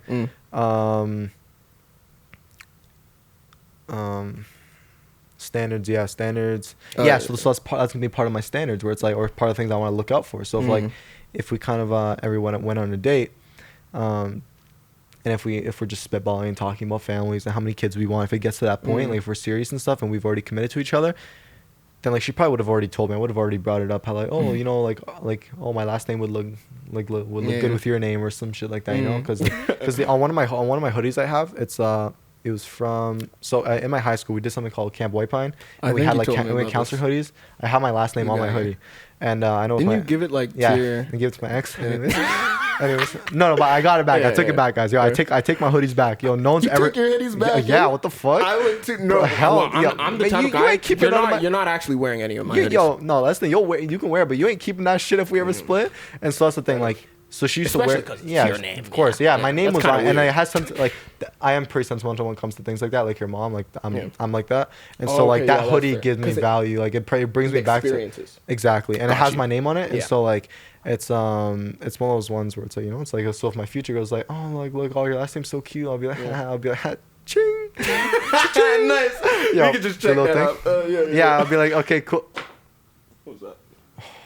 Bro, I thought the computer died. Yo, the computer turned off for a second or it went dark, and I was like, no, don't die, because the last time it died. Oh, jeez. But yeah, so you know, if she's ever wearing a hoodie, she says something about like last names. Oh yeah. Oh, how do you like my last name on the hoodie? Good to know. Oh my god, babe, I love it. I'll be like, cha-ching. Like speaking of standards too, I like Omar and I were joking about this before. So it's about the dishes in my sink. Yeah. So okay, guys, here's one thing you should know about me. If there's one thing I hate with a passion, if there's one chore I hate so much, is doing the dishes and putting them in the dishwasher. I hate it with a passion. I will literally vacuum the floors. I will mop the ceiling. I'm kidding. I will vacuum my balcony. No, I'll clean the bathroom, clean my room, cook, take the dishes out and put it away, do the laundry. But if there's one thing I'm not going to do, is the freaking dishes, man. You don't want to clean them. It's dirty. Yeah. I don't like it. It's inconvenient. I just hate it. So literally, my mom's been gone for the past couple of weeks in the Dominican, and I swear my life, I'm looking over to the right now, bro. It's to the brim. The dishes are to the brim. Like I've got to the point. I haven't even showed you. I have no more plates left. No way. Yo, I have. So what have you been doing? I'll get to that. So I have no more plates. I swear I used my last bowl the other day, and I've been using paper towels with plates, man. No. But you know what? It works because it's like once you're done with the paper towel, you just throw it out. I swear, I was literally contemplating of getting paper plates. and fucking, and I had paper cups, like for like not paper cups, but like plastic cups for like if like when men's come over and they want to drink water. I don't get on cups no more. I mean, certain cups, yeah, I'm okay. Like if you were to come over or whatever, you know. But for the most part, like I was contemplating getting paper plates. I never did. So now I just use paper towel instead. Paper towel. It works. It gets the job done. Yeah, listen, desperate times call for desperate measures, man. Come on, I gotta do what a man's gotta do, you know. And so yeah, it's filled to the brim, and who knows when I'll end up cleaning it. I mean, I'll have to eventually if I like, get pissed at myself. If you run out of like paper towels. Stop. That'd be my worst nightmare at that point. And so at this point, it's kind of like it's either gonna piss me off one day and I'm just gonna do it. I mean, it's not even a big task, but I just hate doing it. You know, it's really not that hard. I just hate it. Or I'll just do it like the day before my mom comes back, and I'll be like, yeah, you know, the dishes are been clean, you know, the house doing it. Come on, the house been clean. Yeah. And so, anyways, so the joke I was making to Omar, and I was making this to like a few other people the other day. I was like, if I ever go on a date with a girl, and I'm like, yeah, so to test her, I'll be like, hey, so what do you think about doing the dishes? Sorry, what was that? Oh my god, yeah, I'll do the dishes. I'll be like, oh, thank God. If she's like, I don't like doing the dishes, I'll be like, okay, bye, I'm never seeing you again. So yeah, I'm telling you, yo, I'm joking, but not joking. Yo, if you don't do the dishes, it's a soft non-negotiable. Soft. Yeah, it's a soft non-negotiable. I swear, man, it's like, fuck, I don't know what to say. I swear to God, for any of you listening, to all the girls listening, yo, fuck, bro. Just do the dishes. Do the dishes, man, please. I'll literally cook for you. I'll literally take the dishes out. But just put it in, please. I feel that. And do a good job. Yeah, do a good job too. While you're at it, do a good job at it. No, I actually feel that because I'm a person that's I'm very particular, right? I'm like that too. I'm very specific, and I feel that. like if I see like I'll go like if I need cutlery like spoons, forks, or sporks, and I see it's not clean, I like why would you put something that's not clean, like.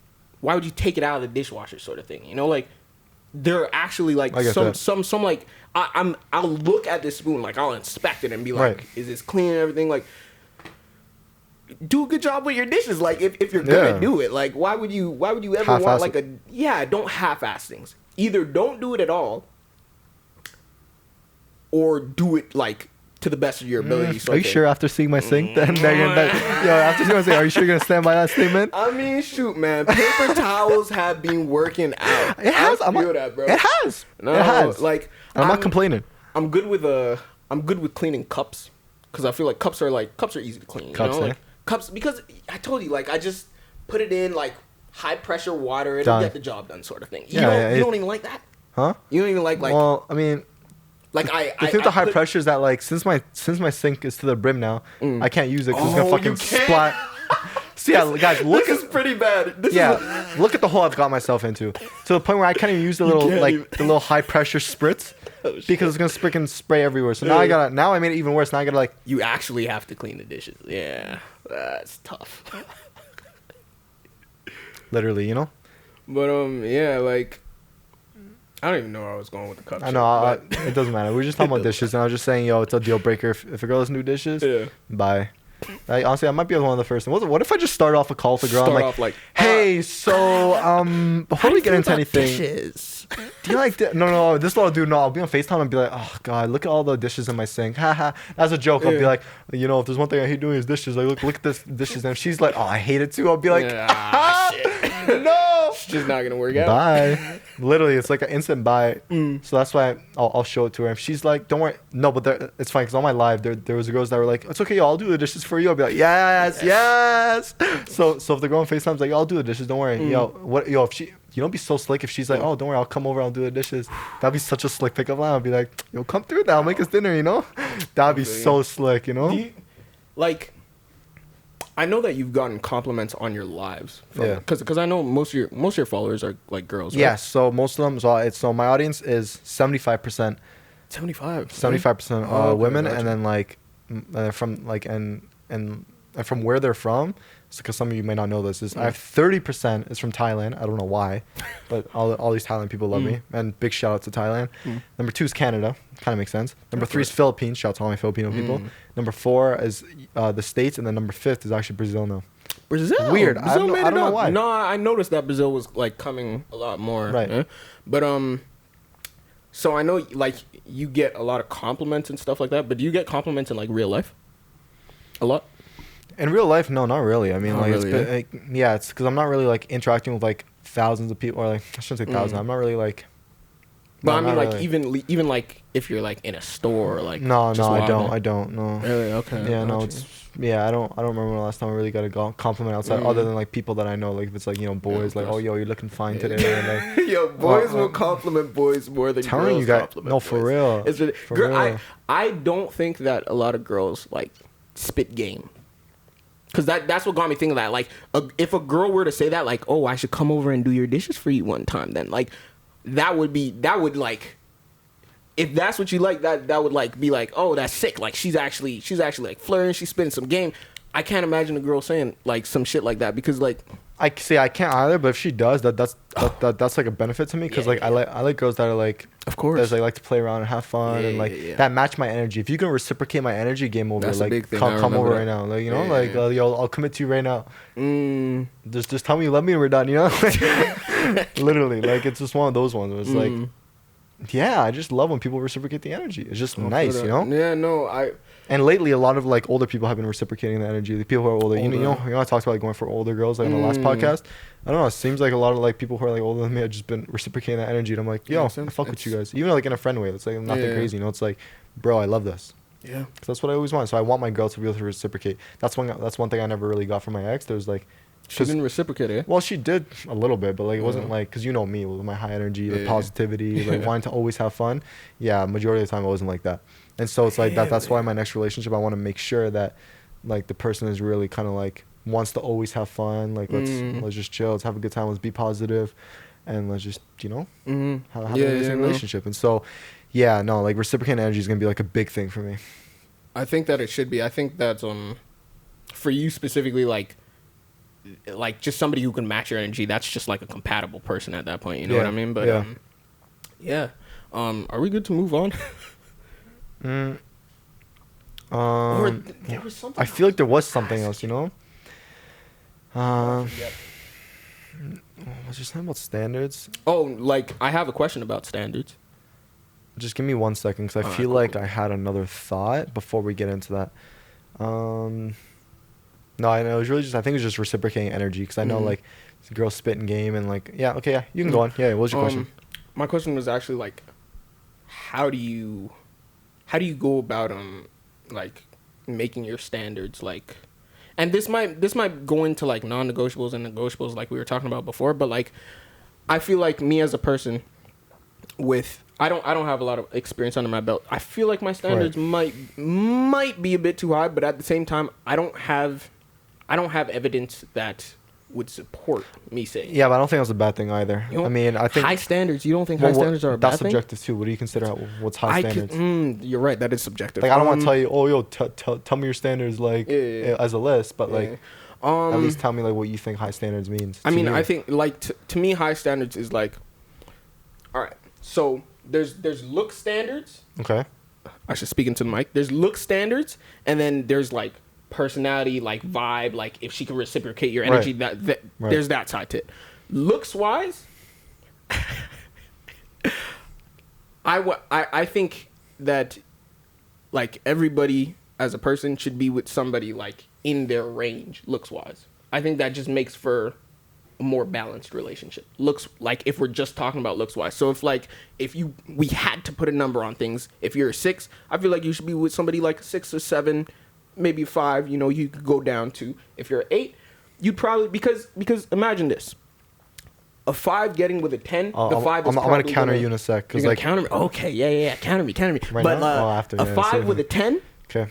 The 5 is probably thinking, and it goes back to what we were saying in even the second podcast we did with people putting other people on pedestals, especially in the looks department, because looks are such a you could get into tricky things, because it's like, if you think you're ugly and you're with somebody who you think is like attractive, that's just, you're already starting in an unbalanced way. You know what I mean? But what do you have to counter? Well, I feel like it builds off of like the last thing you just said in a way. Like, like I totally get the concept you're going for, as in like, you know, you want to be with someone who matches you, but that that's based off of your perspective on what you find attractive amongst people, because attractiveness is very subjective. So like what I think is a 10 can be your 5, and what's your 5 is my 10. Yeah. And so like I get what you're saying, like find something balanced, but it's like you might look at two people and like in your eyes one of them might be a 5, the other one's a 10, but they look at each other as both 10s. Yeah. Well, okay, yeah. So I don't think we disagree. We don't. I don't think we do. I'm just saying that like there's more to what you just said. Sure, like, I get what you're trying to say there. I think. So let me rephrase it then. Yeah, rephrase it. If I see myself as an 8, right, I should try and find an 8 or a 9 or a 7. In my eyes, does that make sense? But I think at that point we're just overcomplicating it. I feel like it's just a matter of just find someone who you think is attractive, and then if you do end up shooting a shot and they reciprocate, great. But if not, it's fine, because you're not going to go for someone you don't think is attractive. Of course. Yeah, I guess I am overcomplicating it then. You know what I'm saying? Yeah, no, I see what you're saying. But then, on the other side of things, then standards-wise, I think... So I think standards is it's a whole different thing other than what you just said. Standards is just like what you're looking for in a person, as to what will make you happy in that relationship, and that will make for a flourishing relationship with that person to be compatible and have that chemistry. That's what all that standards is doing. Okay. Then I think on the other side of things, right? Because part of your standards is, okay, I want to find them attractive. That's one of your standards. Yeah, basically. Like, and then... You're right, then, I did overcomplicate it. Go on. I think she has to watch anime. That's one of my things. That's commonalities. That's good to find commonalities. Exactly. Yeah. Okay. That covers a lot of things, because absolutely. Like commonalities. I think we should so you somewhat interested in the same things. You want to be more alike than different. Yes, 100%. 100%. Awesome. That's a standard. I think it goes into what we were talking about, like introverted, extroverted girlfriend. I think I prefer introverted, though I think an extroverted could be good for me. But I mean, that's not really standards. That's like whatever. I get it. Because if that extrovert girl ends up checking off things on your list, exactly, then I'm fine. Bingo. And cool. the introvert girl might check off those things on your list too. But I do like with the energy matching sort of thing. The reason I would bring up introverted, extroverted is because an introverted girl would probably match my energy more so than... I told you, extrovert people can come down. I know, they can come down, right? So it's like... Here, let me hear it from my perspective, because I'm more extroverted. Sure. So I can be with an introverted person. I can. Like, you mean relationship-wise? Yeah. I can be with an introverted person. I don't have a problem with that, but they need to be like the type of introverted where they still want to have fun, but they're just low-key about it. Like, they're not like putting themselves out. Like, because with introvert people, they're not necessarily being like totally outgoing or totally putting themselves out there or totally all this, right? And so they can still match my energy in the sense of they like to have fun. They like to like still go out with me. They still like to do things with me. But I'm going to be taking the leadership role and being the dominant one, which is how it is most of the time anyways. But like, but they're going to take more of a backseat. But that's what I mean. Like, they can still match my energy. They don't necessarily have to be like overly like kind of like high energy, more high energy like the way I am. But at least wanting to do things with me. We kind of align on the same page. We want to have fun. We want to do all these cute things. But they can still be introverted that way, you know? Well, okay. See, I think in my case, I don't think I'm a very dominant person. Like I mean, in the sense like taking lead and stuff like that. Right. I feel like I can if I really, really need to, but I really would prefer not to. So in that sense, well, one thing I should say to that is, if you're gonna go down that route, at least be decisive about what you want. Those are two different things. Can you expand? Yeah. So you don't necessarily have to be like. So you were saying that like you're. What'd you just say? Sorry. Like, I know what you said, but I want to hear you say something about like taking more of a backseat. Yeah. Like I'm not a very dominant person. I kind of like I'd prefer it, and this is like hard to find, but I prefer it if the girl would take the lead in certain situations. So yeah, she can take the lead and kind of be more of the outgoing type, but at least like be decisive and like if she's gonna take the lead, if she's like, this is such a stupid example, you know, it's like, oh, where do you want to eat? You know, as opposed to being like, oh, babe, whatever you want, just be like, oh, I want to go to Little Caesars, and then she's taking the role. Okay, let's go get your shit. Let's go get in the car. You know, that's what I'm thinking of, like her taking the lead, like more of like the dynamics of like, okay, Omar, like, you know, let's get your shit ready. Let's meet there. I'll drive. Like, I can even order the food. Decisive. But being decisive about what you want. Okay, cool. We're going here. We're going there. Oh, let's. Because if you want it, then say it. Yeah. You know, like for sure. Yeah, I think don't be like, oh, I don't know all the time. Don't be like, don't pull like those girls. Like, don't be like a girl when it comes to playing those games. I think that's something I am decisive about some things, but I definitely think I could work on that. You know, like, right. Because I'm a person where literally, like, if me and my friends get together and we'll get together on our bikes because, like, I mean, actually, my boy bought a car. I love it. Good for him. But we'll get together on bikes or whatever and be like, all right, where are we going? And like we'll sit there. That's different. All guys are like that. All guys are like that. Yeah. You're like that with your boys. Yeah, my group is like that too. For no reason. No, like there will be times where like, okay, we're going on a road trip. Yeah. We're going on this, but if it's like, I know there's been nights where like we go out and we're like, okay, what are we trying to do? And we all just sit there for like 20 minutes straight, just trying to figure out. Okay, we're trying to go to like the restaurant. We're trying to go to like the school. Or we're trying to go here. We're trying to go there. That's different. But relationships are different. They're different. Like someone has to take the lead. You're right. I mean, both can take the lead, but at least know what you take the lead. Yeah. Yeah. Well, that's what's gonna happen with you. I guess so, eh? Because you said you take the lead with some things. Some things.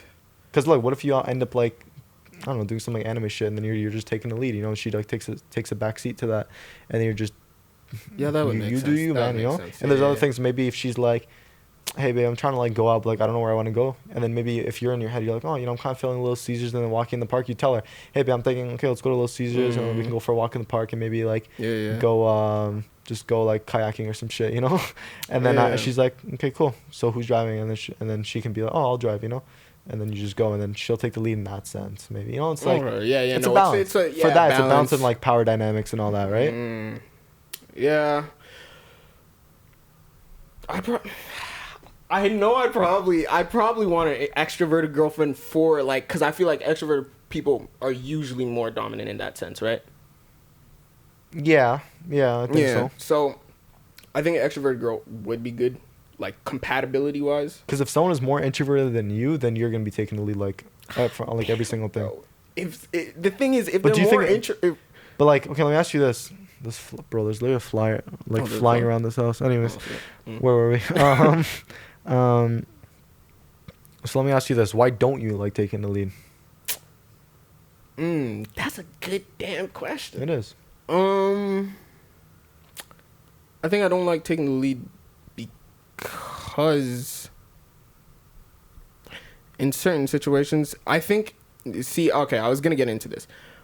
Because I feel like I don't like taking the lead unless I'm 100% sure. I think that's the thing for me. And I think once I get into like a relationship and I start to become more comfortable with somebody, I become more dominant because like once I'm truly comfortable and like a person really breaks down all of my walls and we're finally like super chill with each other, then it just like we're coasting, you know. I could be dominant in times. It doesn't really matter. I go with the flow. It goes back and forth. I get it. Exactly. Yeah. But I mean dominant in the sense like if I meet a girl for the first time, I'm not going to be making like very aggressive moves in the sense like I'm going to be coming on to you like and make it very obvious because it's just like I want to get to know you first. So I'm going to be very passive in the sense like I just want to be your friend first. Like, this is listen, don't do this. Don't do this. This is the wrong attempt. But I want to learn who you are as a person first and then get into a relationship because I've been in a relationship. So what's wrong with that? With what you just said? The problem with that is if you go into like somebody new, like whatever the relationship might be, if you go into it wanting to be somebody's friend first, that's like... I think that's the best way to go about it. I've changed my perspective on I think that's the way to go. Really?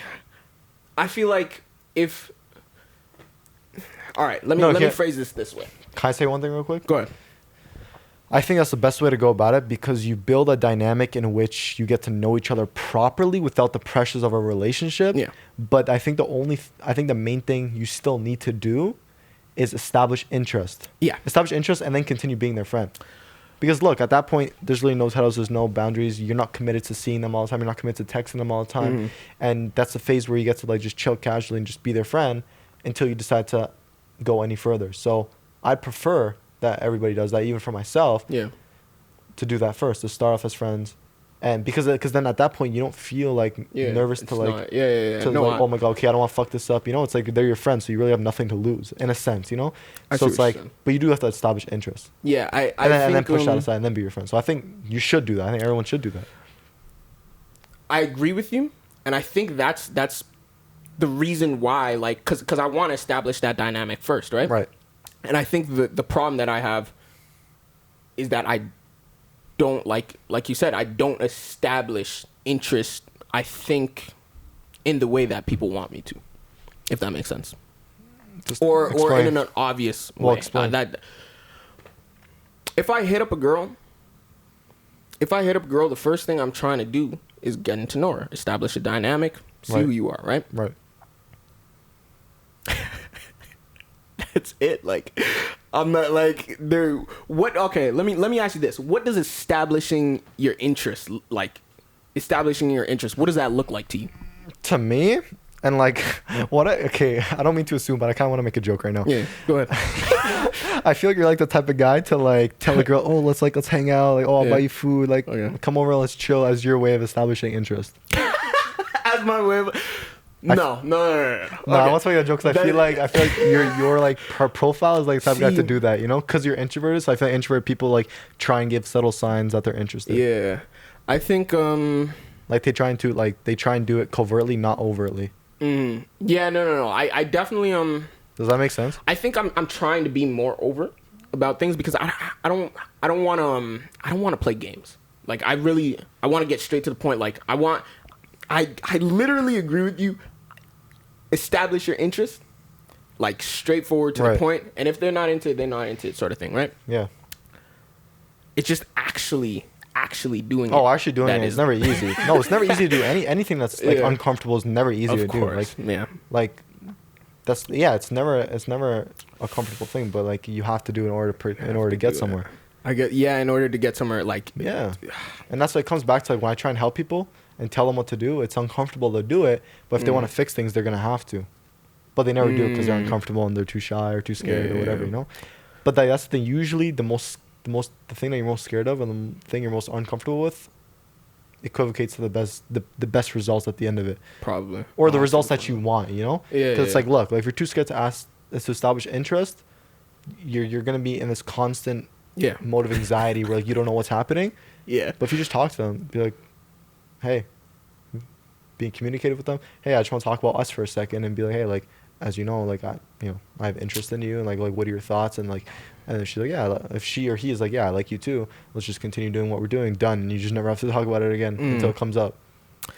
No, I agree. Like, but did you say what establishing your interest is for you? Oh, for me, it's basically what I just said. Oh, okay. Establishing interest is just having that conversation with them. Like, because it's like, look, it's not. What I like to say is, I'm just trying to get the words together because I don't want to for sure. Take your time. Mumble jumble, you know. It's like you don't know until you say it. Yes. You know, it's like you might think someone's interested in you based off they're constantly hanging with you. You guys are kind of being flirty, but until they say, hey, you know what, I'm interested in you, you won't know. You just won't. And so it's like until you establish that and actually say it, it's really not. It's like it's kind of ambiguous. All of them might be leading towards it, but you don't know until they pull the trigger, and you're like, oh, cool, okay. Okay, so let me ask you this because I'm really just trying or one more thing, or when people are like dating.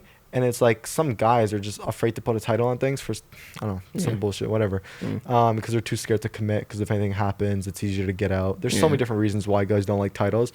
And so, and I've seen more girls that's like, you know, I don't know what we are, you know? It's like we're together, but we're not together, right? And then the guys never want to say it. And so if the girl's like, oh, what are we?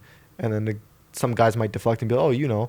But that's the thing, you don't know. Guys do that? Yeah, so well, the guys that I've seen, some shitty ass guys do that. Yeah, I mean, we're proper, so we're not like that. But like I've seen other guys do this, and that's the thing. Like you don't know until you say it. So you don't know if you're together until you say, yeah, we're together. You don't know that they're your boyfriend or girlfriend until you say, yo. You have to have that conversation. Officially ask them to be your boyfriend or girlfriend. You don't know that there's interest. I mean, you can probably figure it out, but until like someone says, let's go on a date. It's not gonna be concrete. Yeah, like you might say, let's go on a date. That's already interest. That's like synonymous with saying I'm interested in you. Okay. Well. You know, because I think I'm getting hung up on the term interest in my head. So I think interested in a romantic way. Yeah. Yeah, right. So like, because I think what it is, I'm getting to the bottom of this. I think what it is I'm not interested until I'm emotionally invested with somebody. I get that. Okay. Gears are turning in my head. This was great. This was great. I'm telling you, because now I'm about to go home and change my entire approach. I've said before, I'm not on Tinder anymore. I'm on Hinge. Yo, but okay, so this, yeah, I actually hate Tinder. I like Bumble's interface the best. Bumble? No, but the interface is so good. I don't like the interface for Bumble. I was on it for a little bit, but then I eventually just stopped. Yeah, no. I tried. Listen, you gotta try it out. You gotta bone it for a little bit. It's not working out for like interface is a huge thing for me though. Like, yeah, it's with any app. Yeah. Because like if I can't figure out how to operate the most efficiently on your app within the first day of using it, I'm not really gonna get hooked on it, right? Yeah. But so. Yeah, your Hinge. Yeah, Hinge. Yeah, go on. Yeah. I think what it is that, so whenever I'll hit up a girl, what I'm trying to do is establish a connection, see if we vibe, sort of thing, right? Yeah. And then once I see that, oh, I'm actually kind of feeling this girl, that's when I feel like I would establish interest. Say, hey, we should go on a date. We should do something like that, you know? Because I'm not really into the like. What's the point of going on a date if I don't know you? Like, right. I really don't want to do that, right? But I think the problem I have is establishing the connection first. Right. Yeah, that's my problem. Yeah, you don't have to establish interest until you fully know that you're interested, because there's more than just looks. You know, there's of course. There's more than what's the saying? There's more than meets the eye. Meets the eye. Yeah. And so, yeah, you have to know you're fully interested in before you tell them I'm interested in you. Because if you're half-assed about it, then like nothing good is gonna come out of that. Because then you're gonna be like misleading them. You know. Of course. If you decide that you're not interested in them anymore, that's why you want to make sure that like, okay, am I interested in this person? They're attractive. Yeah. Bingo. They check off all the things on my list. Cool. Okay, next. I'm interested in you. Let's go on a date. Yeah, I think I realized today. Listen, guys, don't go on a date with someone unless you know you're actually interested. Exactly. In them. I mean, like. See, the thing is, I can see people going on dates to find out if they're interested. Okay. That doesn't make sense to me, but I could see it just because the reason it doesn't make sense to me is because that's just not the type of person I am. People work differently, sort of thing. So I could see it, but yeah, I figured out that dating apps probably, like, I knew this, but dating apps they're not my thing. It's just not it. Yeah. I know. It's so wishy-washy. The people on there and like. It's just I'm trying to gain experience because. Just let the experience come to you, man. Let the experience come to you, but it's like, yo, like, all right. My friend was telling me because, like, I was having a conversation with this guy. Yeah. He was talking about how, oh yeah, like, you need to talk to girls, get in these relationships, and every relationship or every time you're talking to this girl is gonna help you like gain experience. By the time you actually find like the girl you're looking for, you're gonna have that experience so that you make the right moves with this one, right? I mean, he's not wrong about everything he said. He's not wrong. But back then I was like, well, I don't want to use people for experience, sort of thing. Like I feel like I was taking things too literally, like I do sometimes. But now it's like, you're right. I just gotta let the experience come to me. It's more like because I've gone to the place where like I've stopped like searching for girls now. Yeah. It's more like.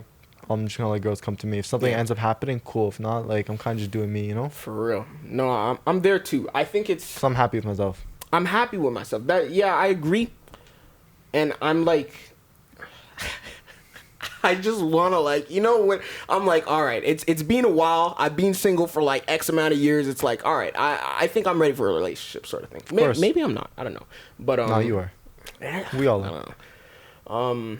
But yeah, I think that's good for this segment. If you have anything else you want to say. Let me see. I haven't looked at this list this entire time. I was gonna say something. What are you gonna say? No, just look at your stuff for now. Oh, okay. The other thing I might still have like a couple more questions. I'm not sure. Okay, but dating.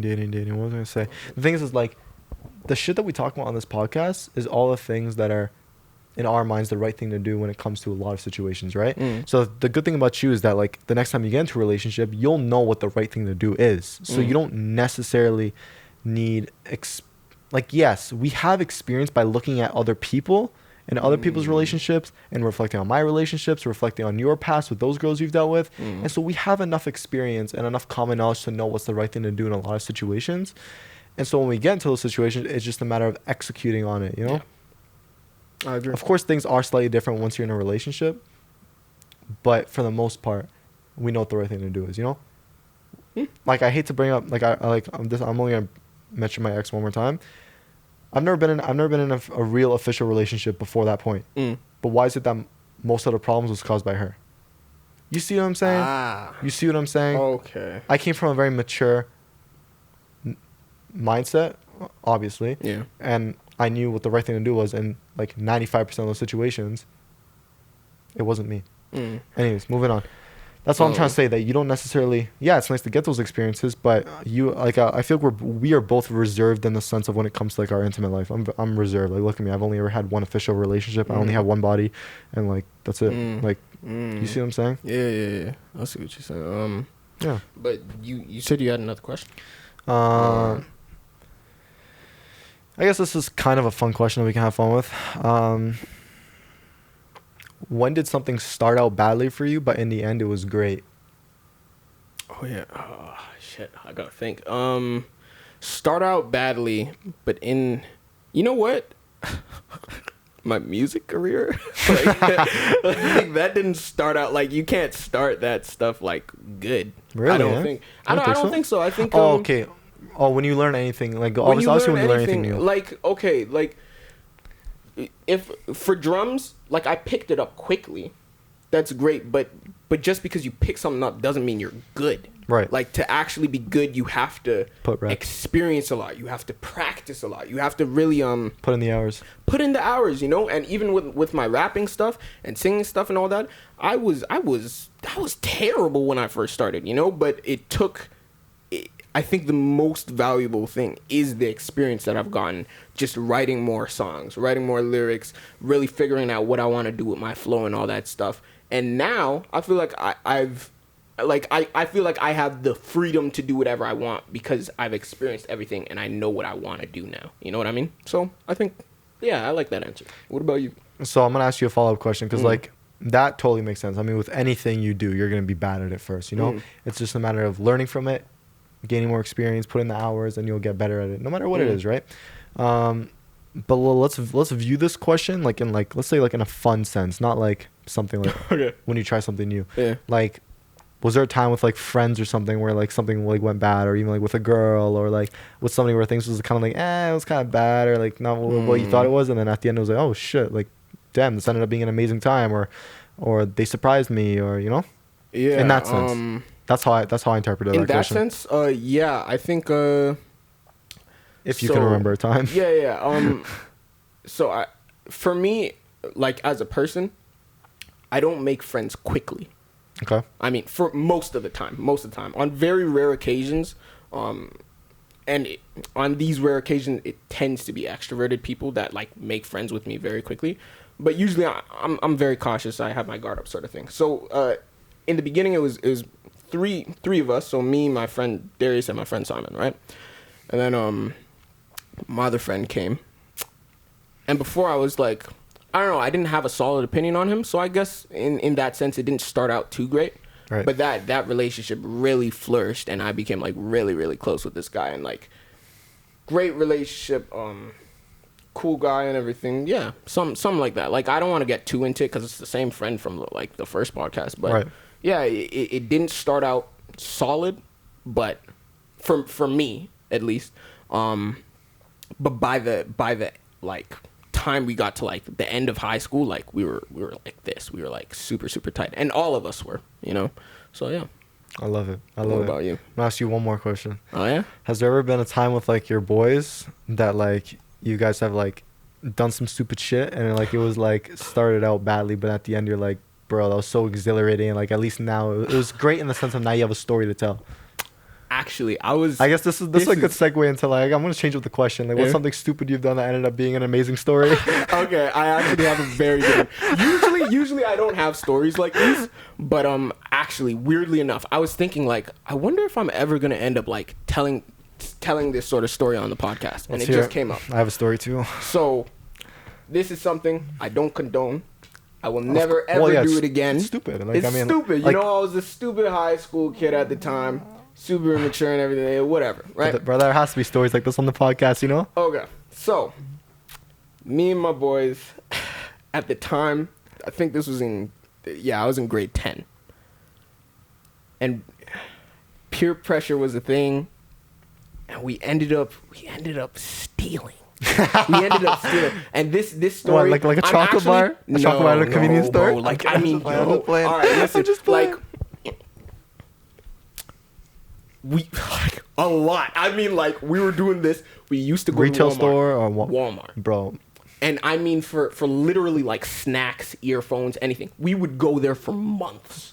You can steal shit so easy there. It's so easy, right? I know guys who know how I've done that. I've been there. And we had a routine. We had a routine. We'd go pick up whatever we got, go to the bathroom, do this shit, come out. Don't go to the like literally walk past, and they like. If you have the confidence, you can get away with anything. Bro, sort they of thing, don't. Right? I've seen it happen. What happened was, it was my fault, right? I got cocky because we were doing it so often. I hope my parents don't watch this. God. Worst comes to worst, I'll cut this out. Worst comes to worst, I'll cut it out. We were doing it for months, so I got cocky. And I literally looked at the camera as I was walking to the washroom with the shit in my hand. It was completely my fault, right? But so like. I remember taking like a giant bag of Ruffles chips, and what we didn't leave the store. There was a connected McDonald's to the Walmart. You know how they do that sometimes, right? Yeah, they have that. So we just went there, and we were chilling there, and we've done this before. We like opened our shit and started eating it, and usually we just walk out. But then somebody came. This girl just came and put down a seat and said, "So where's my shit?" Huh?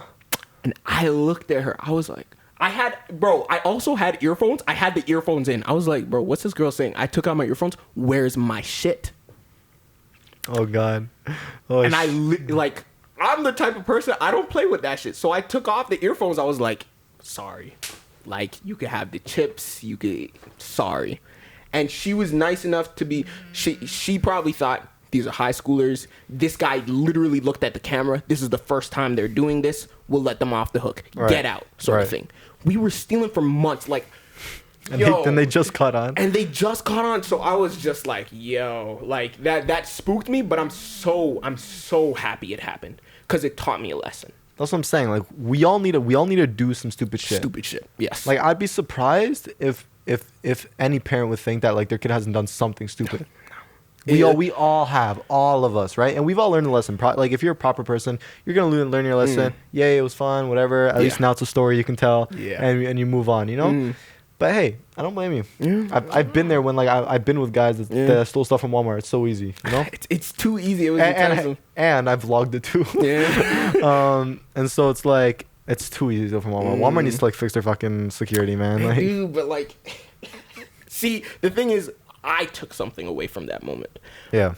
But the rest of my boys didn't necessarily take something away from it. So they kept going. I was like, you know what? No, I'm not. I'm done with peer pressure. I'm not getting caught again. There was another incident at the same Walmart. With them or another group of guys? With them. Like we were on lunch. We went in and I saw two of my boys. They're getting like. The thing is, it was. Like you said, it's stupid shit. They started, taking Nerf guns. Bro, what? What? Really? And then they were doing the shit, and we started leaving the store. And then this time... Did the same lady come out again? Bro, it was one of... Because the lady came with, like, two other guys. Oh, fuck. And I remember walking in the store and seeing the guy. And I was like, he looks familiar. Whatever, though. And then we were walking out. We made it out of the store. And then the same guy just came out like a back door and said, hey, like, where are you going? And pushed like one of my boys back in. The only guy that was caught. Two of them stole, but only one of them was caught. And we were just like, I was like, yo, I'm so happy I stopped this shit like earlier on because it's like caught. the guy that was caught the second time wasn't with us the first time. I don't think. Yeah. But I don't know. That's my crazy stupid story. You got any? I love it. I know you I have some. one. Yeah. There's this one that I'll never forget. Okay, so this is a story of, like, how I was like, it wasn't necessarily me. Okay, let me just say it. It was just a story I remember because it was kind of fun actually. Which is about to say, but whatever. Anyways, so I was like the escape driver. Okay, it sounds like a freaking. Oh man. You know, it sounds like a freaking like bank robbery. You know, but literally, you know how like when a bank robbery happens, there's always a guy waiting in the car. So I was that guy. It wasn't a bank robbery. It wasn't guys. It was not a bank robbery. Let me explain.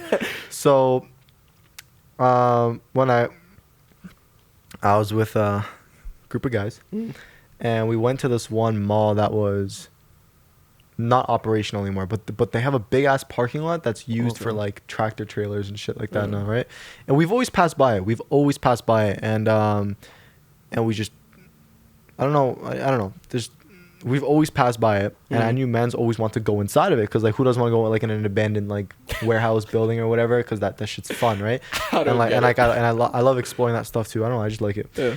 And so it's fenced off, and you need to like, I think you need like a code or something to get in, and there's usually security at the front part, but there's this one nightclub, kind of like a nightclub, that's like just in front of the property, parking lot to that nightclub, and if you go down the street a little bit, there's like the entrance to the actual big ass parking lot to that empty mall. Yeah. And you see all the trailers, right? So we park into the empty parking lot next to the nightclub, which is literally on the other side of the fence of where the private property was to this mall.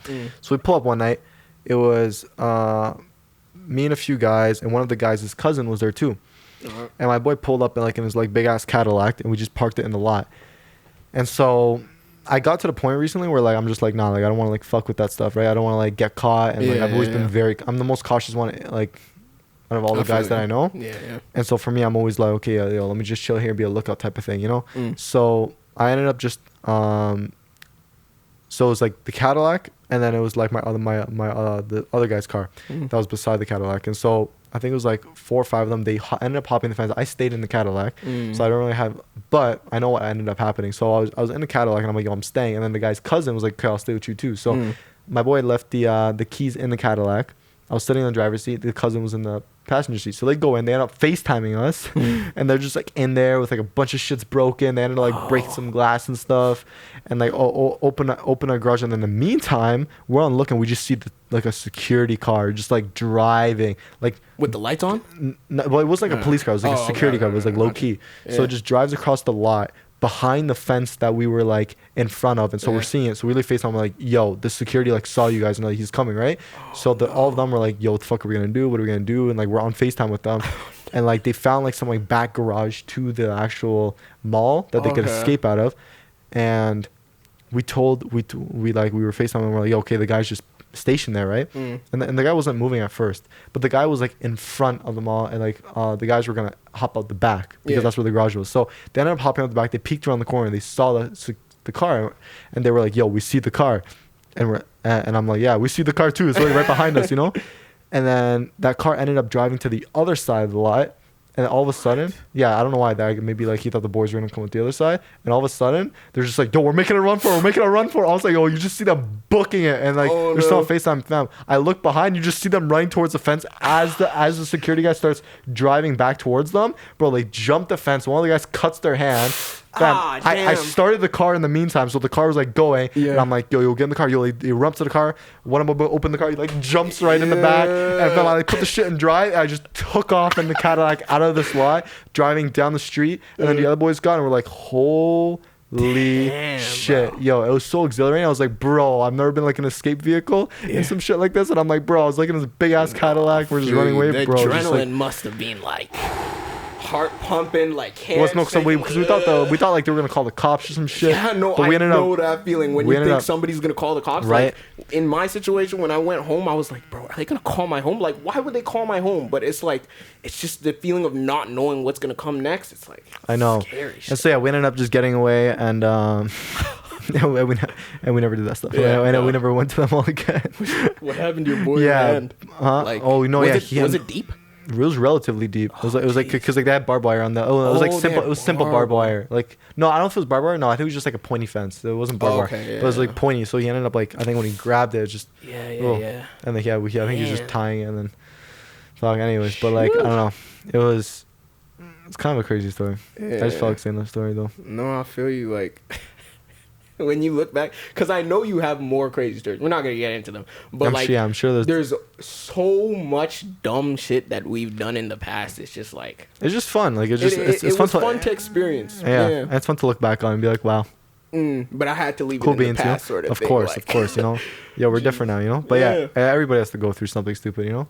To learn. Yeah. I think it's important that, like, as a parent, I think it's important to let your kid like give leeway when they're in high school so they can experience stuff, get in trouble, whatever. Even if they do come home, they get in trouble. It's like, I'm glad you experienced this. Right. Now you know what happens. Now you know what sort of shit you can get into. Yeah. You're lucky that you're a high school student because if you were grown, you would have been in jail or something like that. You know. Yeah. So like it's a fine balance between like letting them do stupid shit, but also like teaching them a lesson and putting your foot down and teaching them like, but also like in a non like confrontational way in a sense. You know, it's like raise up and be like, hey, listen, okay, let's talk about what you did. Like, we both know it's stupid, but not like screaming at them. You know, like I know a lot of people resort to that, but like they won't learn anything that way. It's like you have to show them, okay, yo, this is what happens. I mean, I'm glad you went through it, so now you know. But you know, like this isn't the right thing to do, and then they'll agree, like, yeah, I know, Dad. You know, I'm sorry, or Mom, I'm sorry. You know, like I learned, right? But they have to go through that stuff. They do. Yeah, and so now, and now we gotta wait for our kids to go through that. Yeah. I mean, if you have kids. Yeah. But what are you? Sorry, are you gonna say something? Nah, that's really it. Because we're talking about like parenting and everything. What are your thoughts? This is somewhat controversial. What are your thoughts on parents? I say beating kids, but I don't mean like fist fights. That's not what I'm talking about. I mean like spanking, like discipline. What kind of discipline? Okay. Well, my parents disciplined me. Like hitting discipline. I'm gonna pull out the belt. Yeah, like belts. Like spatulas, slippers, hands, bro. No. Like they use anything. I know. My parents, because like my parents, I say beat me as a child. I don't mean profusely. I think my parents did a pretty good job. But my dad. All right, my dad went outside. What'd you do, man? He got a branch from our tree. And he called it the spanking stick. Stick. I never actually got hit with the branch, but he had it there, funny. And I think it was the fear thing. And this is also what I wanted to ask you. How do you feel about parents using fear as a parenting tool? Oh, I don't know. Were you done with what you were going to say? Oh, yeah, I felt like you're going on. Sorry. I shouldn't do that. But, like my opinion on, like, disciplining, spanking your child. Yeah, more. I think it's my bad. No, I think it's a useful tool. I think it should be used in discretion. Okay. But because I was having a conversation with my dad about this, and the example he used was, if I have a 5-year-old and he's playing on the lawn, and he wants to cross the street for the ball or something. Yeah. And instead of letting him go, possibly get run over by a car. It's light in comparison, like, you know, but if I like spank him one time, say, don't cross the road. Serious tone. Get serious for a second. Don't cross the road. You know? They're going to remember that pain. They're going to associate it with crossing the road. They're not going to cross the road. That's what I'm saying. So in turn, it keeps them safe. The same thing with like a burning stove or something. Like, are you going to let your kid get burned by the stove, or are you going to spank them, say, don't touch the stove? You know? So what are your thoughts? Because I know some people say, like, completely, you should not be putting your hands on your child at all in any situation. Right. And they consider it a form of abuse. What I was going to say is, like, in regards to the example you just said, so are you, like... No, I'm just trying to make sense of what you said in regards to, like, the way you described hitting your kid when some shit happens. So it's like, are you, like... Did your kid, like... do that thing and then you hit them and then you discipline them? Yeah, that was my bad. Or like as they're about to do it, you like you like smack them to get their attention. Not like you know? that. Not like that. Because that would be like pretty bad. But I mean, like after they do something, or if they're being like very they're not listening to you, like in a store or something like that. Like once they do the action, or they like look at me. Yeah. What are you doing? Like no across the face. Like what are you doing? No. But like that. Like if they do something, spank, sort of thing. Not hard, but I'm not in every situation. Because honestly, I don't think like children and parents remember the child's childhood very differently. So I think I was spanked a lot as a child. But I was talking to my dad, and he was like, "I didn't spank you a lot. Like I spanked you like maybe 5-6 times." It's crazy to me because I'm like, felt like it was a lot more. It felt like a, but I think there were big events because they're big events because they make it big events. Yeah. So I think that what like if your child does something, all right, I'm gonna explain it better. If your child does something, you spank him. That lets the child know that okay, if I do something wrong, my dad or my mom, they're gonna spank me, so I'm not gonna do anything wrong. Yeah. And then when they do give that serious tone, don't cross the street. They don't need to spank you because the child already knows you're gonna spank me if I do. Yeah, that's what I mean. I get that. It's a form of conditioning. So that's what I mean, utilizing fear. Because in that sense, yes, I'm afraid of my father. I don't want to be spanked. You know, it hurts, sure. Is it excruciating pain? No. But he utilized fear in order to keep me safe and parent me in that sense. So what are your thoughts on that, if I explained it well enough? No, I think you did. Yeah, because like what you're describing is just a form of conditioning. I don't know. I forget what was the exact name for that type of conditioning, but it's a type of conditioning because you associate an action with a certain behavior, you know, and so you're gonna associate, you know, the pain and the hitting with you doing something bad, so you're most likely not gonna do that thing, or vice versa. Like when people do something good and you reward, just like a dog, you know, just like you tell them to do something. I know there's a study on that. It's an association, right? Yeah. It's like I get it, and in theory, I feel like it does work. My only concern is like now I'm thinking of like all those kids that like have or all those kids who are like our age and older who have trauma from their childhood because of shit like that, you know. Yeah. So that's the other side that I'm thinking of, and like, wait. I feel like it almost like makes sense in a weird way to like hit your kids because of that conditioning. Man, this is tough. This is so tough. I don't know, because like my initial thought, my initial gut feeling is that like I don't want to say it's right or wrong because people have different ways of parenting, and like, you know, as you said, like your example right now, how like you were hit.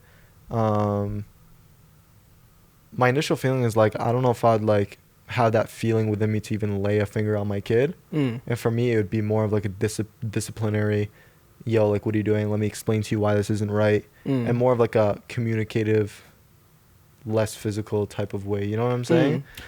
It's like, and yeah, obviously instill fear, but instill fear like in a logical way. Like, bro, like listen, if you do this, like you're gonna end up going to jail, and like literally like make it graphic, like tell them like exactly what would happen, how it would happen, and give them like and give them fear in the sense of what's gonna happen if they do that, or like, yo, if you put your hand on that stove, you're gonna burn your hand if that it hurts, you know, and like try and be as graphic as possible to let them have their own fear of what's the consequence of that action, not associating the fear with me as a person, but a fear of the consequence of that thing, the negative outcome of whatever you're about to do. So either going to jail or burning your hand or like cutting a finger, or like whatever stupid thing that you're doing, you know, having them associate that fear, not fear with me.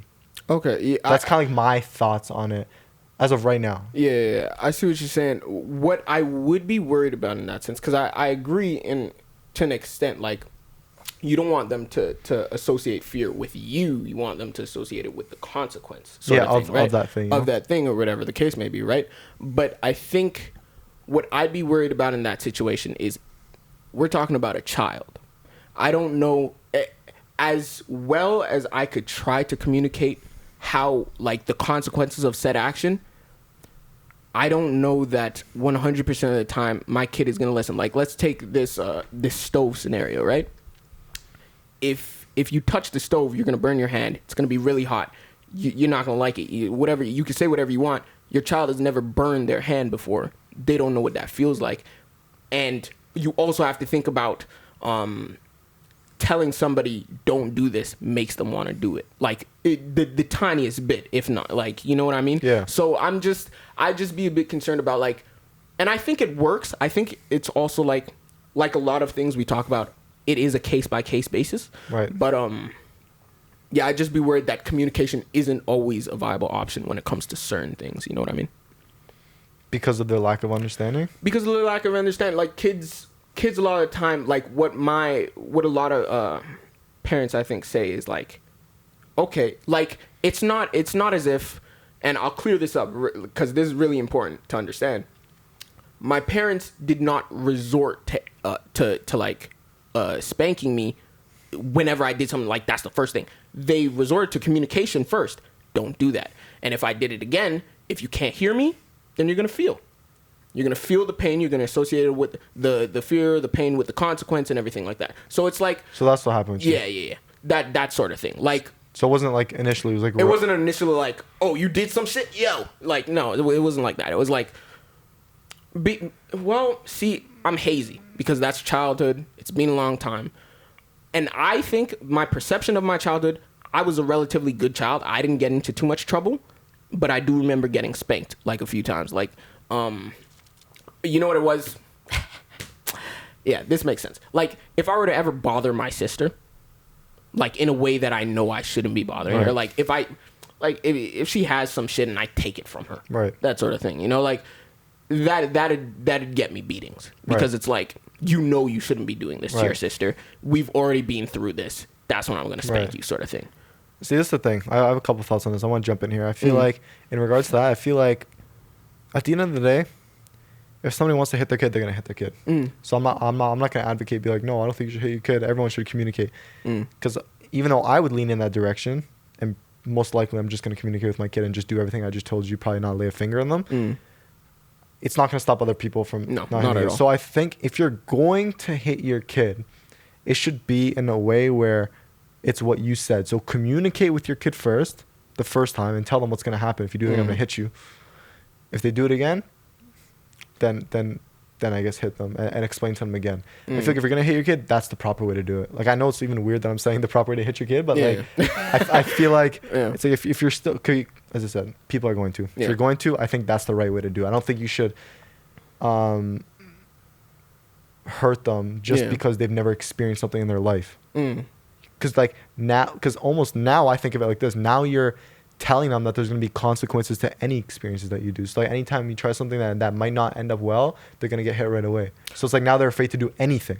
Does that make sense? Because how else are you supposed to learn? I see what you're saying. Because you need experiences in order to learn. You need to do stupid shit like we said in order to learn. For sure. So it's like now what's the fine line between, I'm so sorry, I need to finish this thought. So what's the fine line between letting them do those things to get the experience to actually know what happens versus shielding them? Yeah. I feel like that's a very like, you know. So I agree. I think it's important to experience things once you're old enough to really once you have a grasp of like certain things around you. I think like it's good that I experienced that in high school, sort of thing. But I think as a child, I don't think it's like before adolescence. Before adolescence, yeah. Like we're talking like 5-6-year-olds, that sort of thing. Like up to like 10 or whatever. Yeah, let's say up till 10. Like the thing, yeah. Let's say 5, 6 up till 10, whatever. Certain things I don't think should be experienced as a child. I think certain things can like not necessarily be scarring, but it's like you don't want to put it like. Certain children just shouldn't not certain children. Children should not experience certain things until they like develop more, until they gain a better understanding of life and that sort of thing. So once I was in high school and I have a good grasp of right and wrong, and then I make that wrong decision, and then I experience the consequences from that wrong decision, then it's like, okay, now I could properly take in all this information and make take that and make better decisions going forward. But I don't think, and maybe this is just me, but I don't think children of that age, I don't think they're going about it in that way, like taking that approach to like consequences and thing. I think maybe they do, but in a much more rudimentary way, if that makes sense. Yeah, obviously they're not as developed as like someone who's more capable of understanding the consequences of their action. But now here's the other thing. So, and this is, I think I'm going to start off with a question, then I'll kind of jump into it. So the question I have for you is, are you assuming that kids who are like before adolescence, because what you said is assuming that they don't know the consequences of their actions. Like if they do something, they don't have that. And I could be wrong. Sorry. I just want to make sure I'm understanding what you said correctly. So are you saying that like kids before adolescence do not properly understand the consequences of the certain things they do? Like if they like touch a stove, they can't think about it and say, that's gonna hurt me. I think like if, let's say just to clarify, you know? Yeah, for sure. I'll clarify. So if we're talking about like a scenario of like don't cross the road sort of thing, right? Obviously, I think I feel like it's something else. Cause I feel let's like do like burning, like your hand burning on a stove, or like something that's like. I don't know. I think there's a reason I chose that example. Yeah, there's different scenarios. I know. So like, if I tell my child don't cross the road, I think yes, my child can, like any child can understand, the road is where cars are.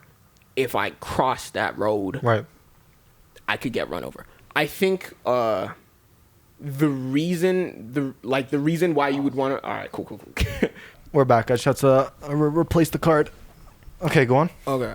So I think let's take that the road example. Yeah. The road example. I think the reason why I don't. It's not that they don't understand the consequences. I think they're just not thinking of the entire picture. So it's like they could cross the road. And they might like look one way, be like, okay, no cars are coming. What about the other way? Right. What about cars backing up? What about like there's a bunch of things that without the experience they wouldn't be thinking about these things, and that's why you would just be like, you know what? It's easier and it's quicker, and it just instills that like fear and association with the consequence. If I just hit my child, especially because of those like life death situations. Yeah. I feel like what I was about to say like is definitely tied to that a little bit. Is it more like, is what you're trying to say is because it's more of a life or death situation, you'd rather prevent them from even getting in that? Yeah, that's because another thing. They're dying. Because what situations I was thinking of is like when there's a consequence to the action that's not life or death. So if it's like burning your hand on a stove, like I was saying, like a kid would know that like, then if they do that, they're going to burn their hand again. So they're not going to touch it. For sure. Yeah, no. So in that case, it's like they have the capability of knowing the consequence of that action. So if anything, it's just a matter of talking to them, saying, okay, like, you know what happened. You know what happened. You and like obviously feel it. Right. Yeah, and so in those situations where those experiences lead to direct consequences that aren't life or death, they'd be able to comprehend what's wrong, you know? No, I agree. Actually, and I'm glad that we're really like dissecting this stuff so I could be more clear about like this stuff, and like, cause it's a very nuanced thing we're talking about, right? So my dad, I'm basically trying to say that it's a situational thing. Right. My dad, his whole parenting style is like, I'll give you an example. I'd ask him like, can I like climb that fence and try and walk on top of the fence? That'd be low-key fun. That'd be low-key fun. As a child, it's like, yo, that's sick. Yo, I want to climb that fence. I kind of want to do that right now, you know? It's like, and he'd be like, just don't fall. And if I did, I'd learn. Right. You know? So in that sense, yeah, in things that aren't life or death, yes, 100% let them experience that stuff, because you're right, like as a child they could still experience the action, the consequences and all that. So yeah, I agree. But I think I'm talking about more so those life or death ones. where they really can't picture what's the consequence going to be, and it's the risk is too high. The risk is way too high. I get you. Yeah, that definitely makes more sense. And so in that case, you'd rather just like instill that like hitting to be like, bro, like don't do that, and like then explain to them, you know? Yeah. Okay, I see what you mean. So that was a good segment. It was. So yeah, guys, there's different parenting styles. You know, if you're gonna hate your kid anyways, because some of y'all will, at least communicate with them the first time they do it. And I guess I don't know. It depends. Just like you said with the life or death situation, that's your guys' call. What you want to do, but I feel like generally speaking, if you're gonna hate your kid, like do it after like, you know, the first time you talk with them. You know. Yeah. at least give them the opportunity to listen to you first. To really acknowledge if they're doing it, then make your move, you know? Yeah. That's if you're going to hit your, or you can take the other route of just communicating with them and just raising your voice and like really instilling fear in the other way of not putting your hands on them, but in like the bigger consequences and all that shit, you know? Yeah. Yeah. They're really good to talk about parenting. You can go in so many different ways about this. That was the last of the questions. That was the last of the questions. Yeah. So guys, that was it for the questions I got this week from you guys, and they were honestly amazing, and we were able to dissect into so many different things, you know. And so, guys, if you want to ask any more questions for next week's podcast, definitely come through on that, and ask some more, because you know I love answering your guys' questions, and so definitely do that on my Instagram, Snapchat, and let me know, and we can definitely do it then, you know. Okay. So, here's the next question.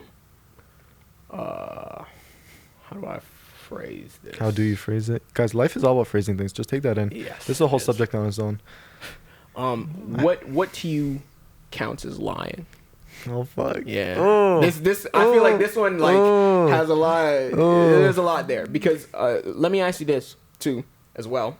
Are you okay with white lies? Like little white lies.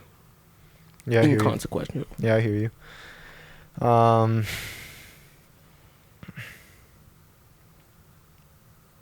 think it depends in the sense of like, I'm trying to start somewhere, you know, because like my answer is like huge. It depends. White lies can be okay if it's not gonna really affect anybody at the end of the day, right? Or as we mentioned before, like when it came to like the dating thing, like if something's like serious and you need to get out of the situation, or you know you're trying to protect yourself or whatever, then yeah, white lies is okay. You gotta do what you gotta do, you know. But when it comes to like other things, like maybe you really just don't want to do something with a person or a friend, like you really just don't want to, like it's to the point where like you even feel uncomfortable telling them just why you don't want to do it because of a fear of judgment or them, or because like they're reactive, then I understand white lies. Like, yo, no, yeah, you know, I gotta finish some shit and I gotta like go run some errands and do that. Cool, that I understand. What are some other white lies? If you think of anything, you can just jump in. Well, yeah, I think like those situations are what you would use white lies in. Those things where it's like it's inconsequential and it's just to have everything flow, just like without any like what's the word I'm looking for? Conflict. Right. Without like any unneeded conflict. This really doesn't matter in the grand scheme of things. It's fine. I'm doing this other thing at the moment. Right. You know, I think that's fine. But like on the bigger question, what counts as lying to you? Like. Well, lying, I think lying is a general statement that encompasses everything underneath it. So it comes around big lies, white lies. Well, because it's an umbrella term because when you're lying, you're not telling the truth. Well, what about bending the truth? Is that lying? Like give me an example. Like I feel like I know what you mean, but like I don't know if you have like one specific example that we can kind of just expand on, you know? Okay. Oh yeah, no, I do have it. Great. I actually, because this to me, this really really pissed me off.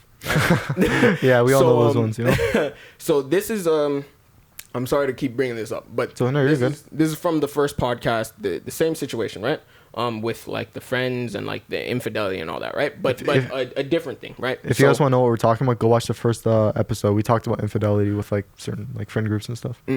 But so basically what was happening was, so I give advice to like most of my friends, you know, just because that's the dynamic, right? Of course. And during the time, the girl in the situation, she called me and she was like, hey, I have my friend and her boyfriend is doing this, this, and this, right? Right. What do you think? Okay. And I told her exactly what I think, right? Right.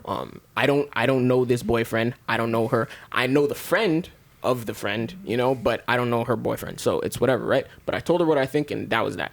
And then fast forward like maybe a month or so, and I find out that she's talking about my friend, and the boyfriend in the situation was, I should really use names because it's hard to like keep track. I'm sure you do, but like she was talking about my friend that was her boyfriend. So she was basically using me for advice without letting me in on the info, basically bending the truth.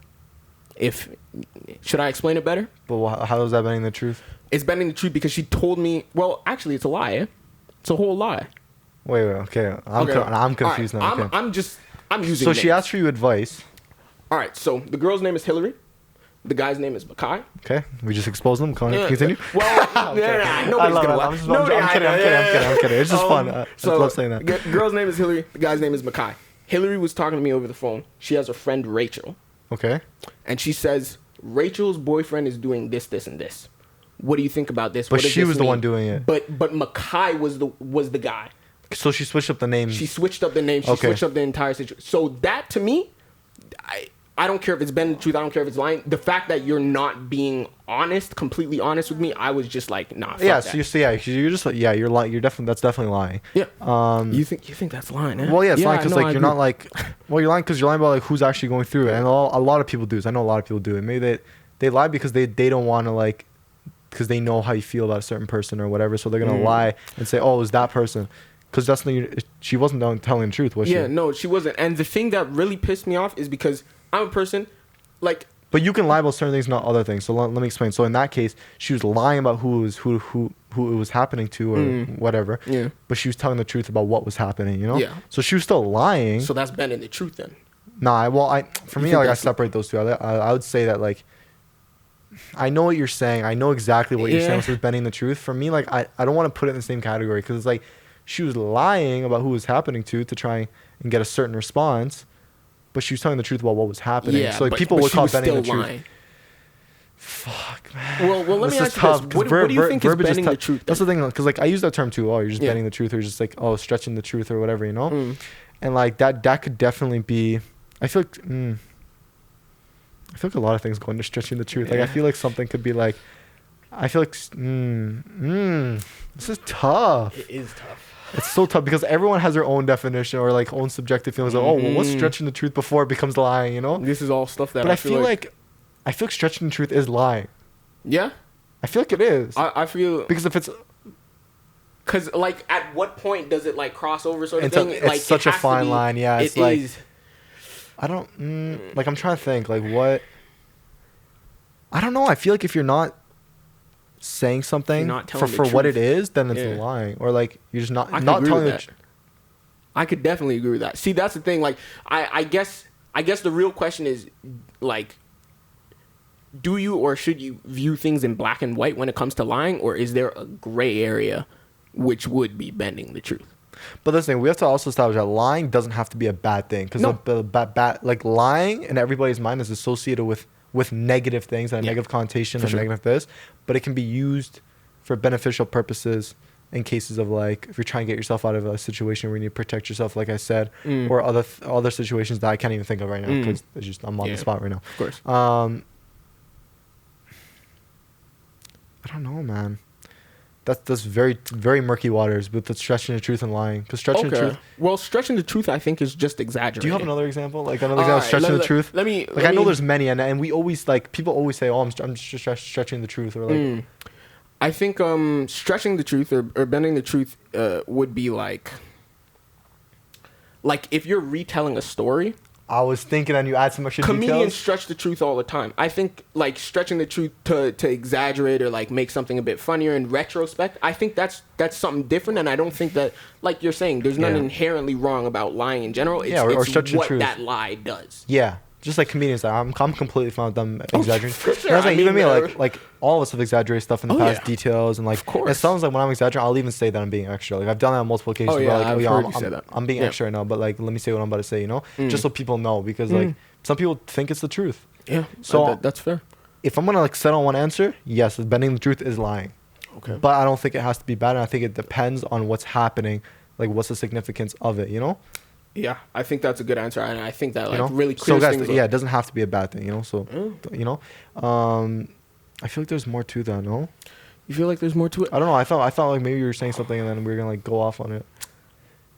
I don't have any. Like for example, like in that situation you told me, like she was lying about who it was happening to get a certain response. In that case, like that lie is even bad. I think there's also levels of like how bad a lie is. Because if you're lying to manipulate, because she was lying to get something out of me, right? Which also like one of the reasons it pissed me off is because if you're gonna ask me for advice, in order to properly help you as somebody who's giving advice, I need to know the situation. Yeah, the full context. So I feel like I forget what I said, but it's like what I was saying wouldn't match up with your situation if that's not the situation that's actually going on. It's like so counterintuitive. Yeah, it's because advice is very subjective. Yeah, depending on. Exactly. You know what's so funny? Every time someone says, "Oh, like my friend is going through this," I always just say, "Okay, what are you going through?" I always do. Now I never blue, and they're like, "Okay, fine, this is what's happening," and they always like fess up, and so it's like.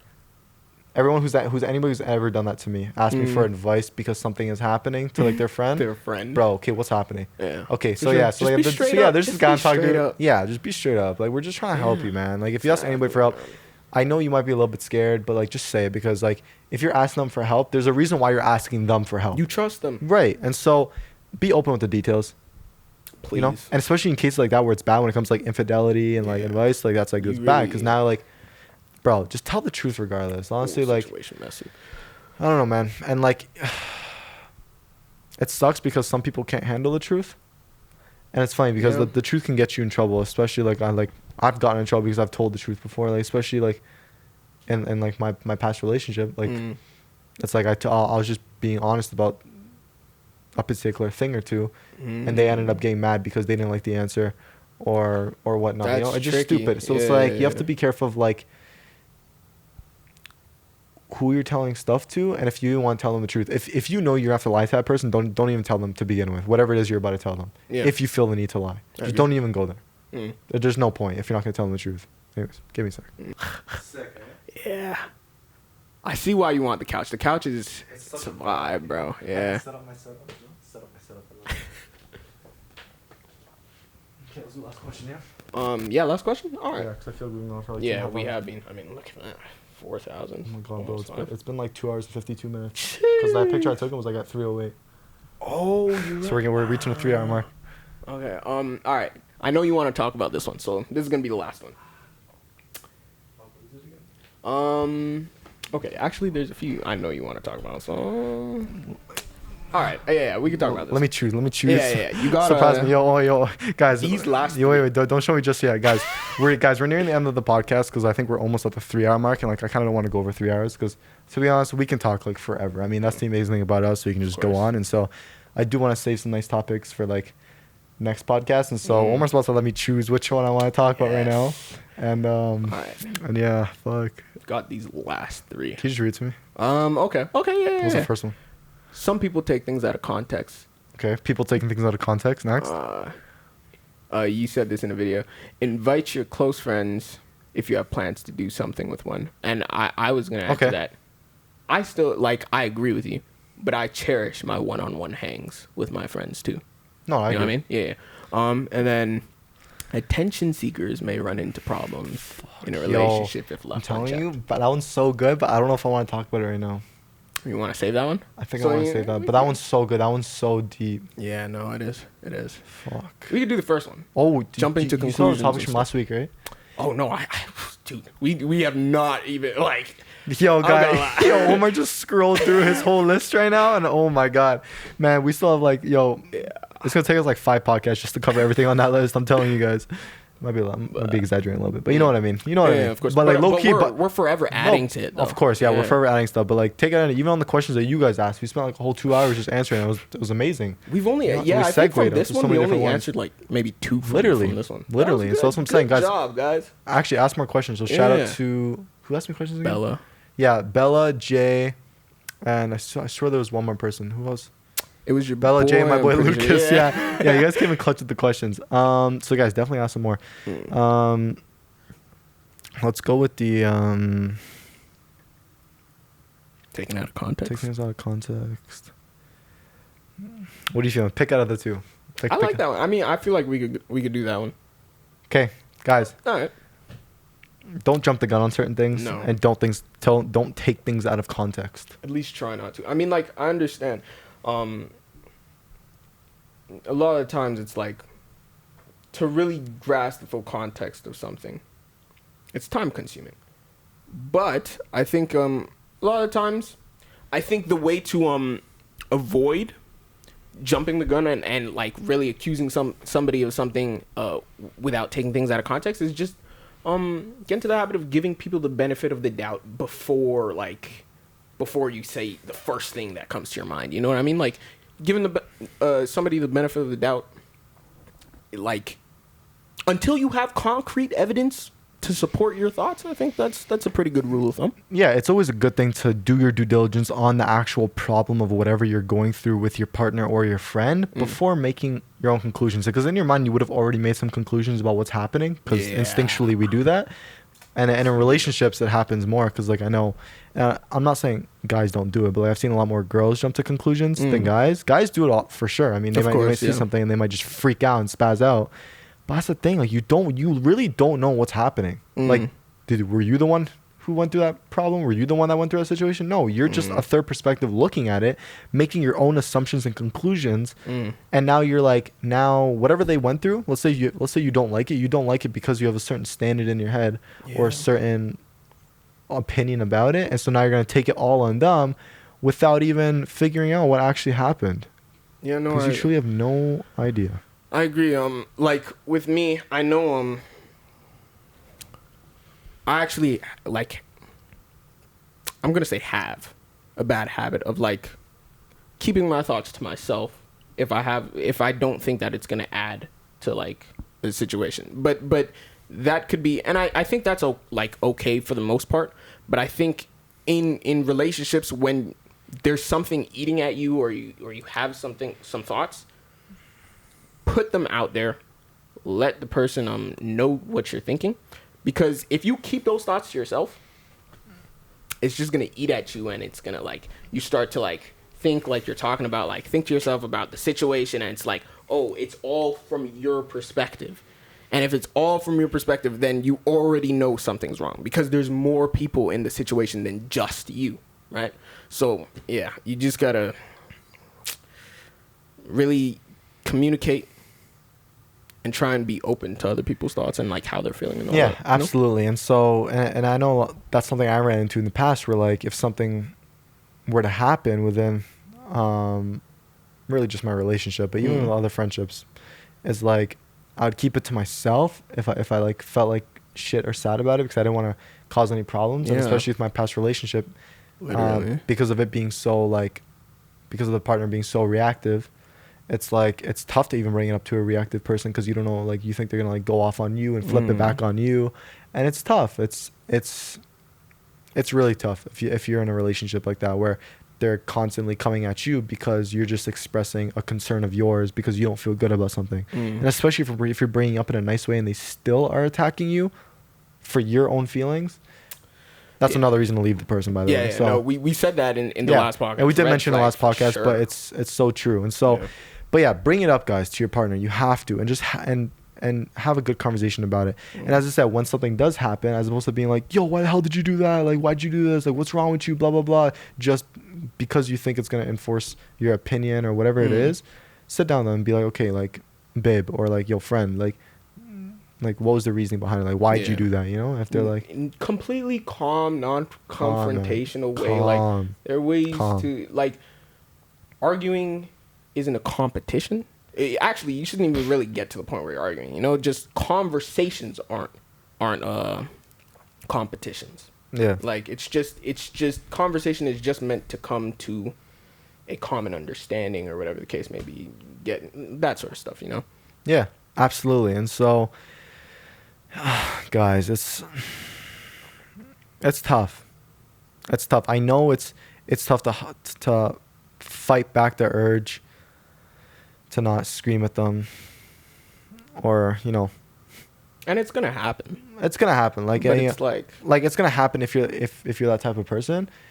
But you have to tell yourself to just take a moment to breathe and just let me talk to this person calmly. Let me figure out the reasoning behind it, why they did what they did, and just see if you can come to some kind of mutual agreement or understanding of not to do it again next time. And so they know how you feel about the situation. If they still keep on doing it, that's a reason to leave. Yeah. And yeah, guys, I don't know. Jumping to conclusions is the worst thing you can do. And nobody feels great. You don't feel great. Your partner doesn't feel great. But if you just come at it in a very calm way, you'll get your reasoning. And the reasoning could be something totally different than what you thought. Yeah. they could be telling you, nah, like this is what it was, and you're just like, oh shit, now you look like a fool, you know? Just because you couldn't like contain yourself. Yeah, you couldn't control yourself, so now. And in most cases, when that happens to somebody where they realize they're wrong and they couldn't contain themselves and oh shit, it wasn't because of the reasons I said it was or I thought it was, some of those people start to get defensive and they're like, yeah, but you still did this. Like all this shit. Like, bruh. Like, when they're telling you like exactly what it is and it's just like, we're not fighting anymore. Like, we've just resolved it. What? Yeah. It's so stupid, guys. Just please, next time you have feelings of wanting to go at somebody for something that they did, take a minute. Especially if you're in a relationship with them, take a minute to understand the context of what's actually happening and then make your judgment. If they don't have a good reason for what they did, it's, I don't know. See, that's a tough situation too. If they don't have a reason, they don't have a good reason and they realize they're wrong, then tell them, okay, listen, just don't do this again, you know, or like that's frustrating. Just it's so frustrating. And I've been through it. It's not fun. Yeah, no, like literally, like when all a person can say is sorry, that'll really show like how do you deal with problems? Because like that means there's nothing they can do. What's done is already done. They've said sorry. You understand that they're asking for your forgiveness, but it's like at that point, it's all on you to forgive that person or not. And it's fine if you don't. But it's like, once the ball's in your court, what are you going to do about it? Or what are you going to do with it, sort of thing, you know? 100%, man. Guys, take control of your emotions and feelings and then act accordingly. If you can't do that, don't be in a relationship with somebody. Don't be friends with people you're really close with. I don't know what to tell you. Fix yourself. For real. Focus on yourself. You know? Do you. That's really all I can say to that, to be honest. I don't know if there's anything else we want to add to it. No. And guys, if you need help changing, talk to your partner about it too. Be like, hey, babe. Or hey, friend. I realized I have a bad habit of doing this. And have the humility to actually say something like that. Because they'll respect you for it. Yeah, they will. I need your help to change. And they'll be like, okay, cool. Let's sit down. Let's create a plan. And let's make it happen. And it might be just small things that will help you change. Them reminding you to just take a step back or reminding you whatever helps you fix that problem, put it into play and go from there. And also set the boundaries in that moment. Be like, okay, but what if you can't deliver on that? Then we shouldn't be together. And if that's the final call, I think that's fair. Then stick with that. Yeah. And make that call. Hopefully things do change, but if it doesn't, you know what the boundaries are and go your separate ways, you know? For sure. But yeah, so ask for help, guys, or even ask your friends to help you outside.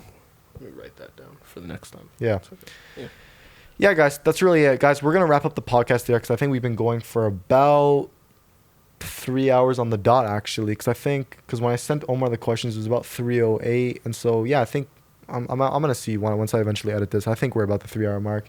I appreciate and love every single one of you guys that's taking time out every day to watch all of this, some of this. If you guys are watching this on TikTok, thank you. If you guys are watching on YouTube, guys, don't forget to subscribe. Hit that like button so the videos can get pushed out more, and hit that bell button, of course, so you never miss a video. And yeah, other than that, go follow our socials. I'll probably put it on screen once again. It'll also be in the description. And I think that's about it. We just appreciate you guys as always. Anything else you want to say? No, same thing as last week. Thank you for tuning in, listening to us. It's appreciated. It is. It's always good talk. So hopefully we can do one. As I said, I'm trying to do this on a weekly basis, but if we can't, hopefully we can do something bi-weekly. I know we spoke about it and just bring you guys something. But guys, stay tuned for next week because I want to answer you guys. I want to answer more of your guys' questions and kind of just go from there. And other than that, that's really it. Appreciate you guys once again. Love you guys, and we will see you guys soon. All right? Peace. Cool. That was a good one, bro. Like, amazing, man. That was amazing. All right, yo, time to end this. Time to end this audio. Yo, hit that stop button. Hit that stop. All right, bye.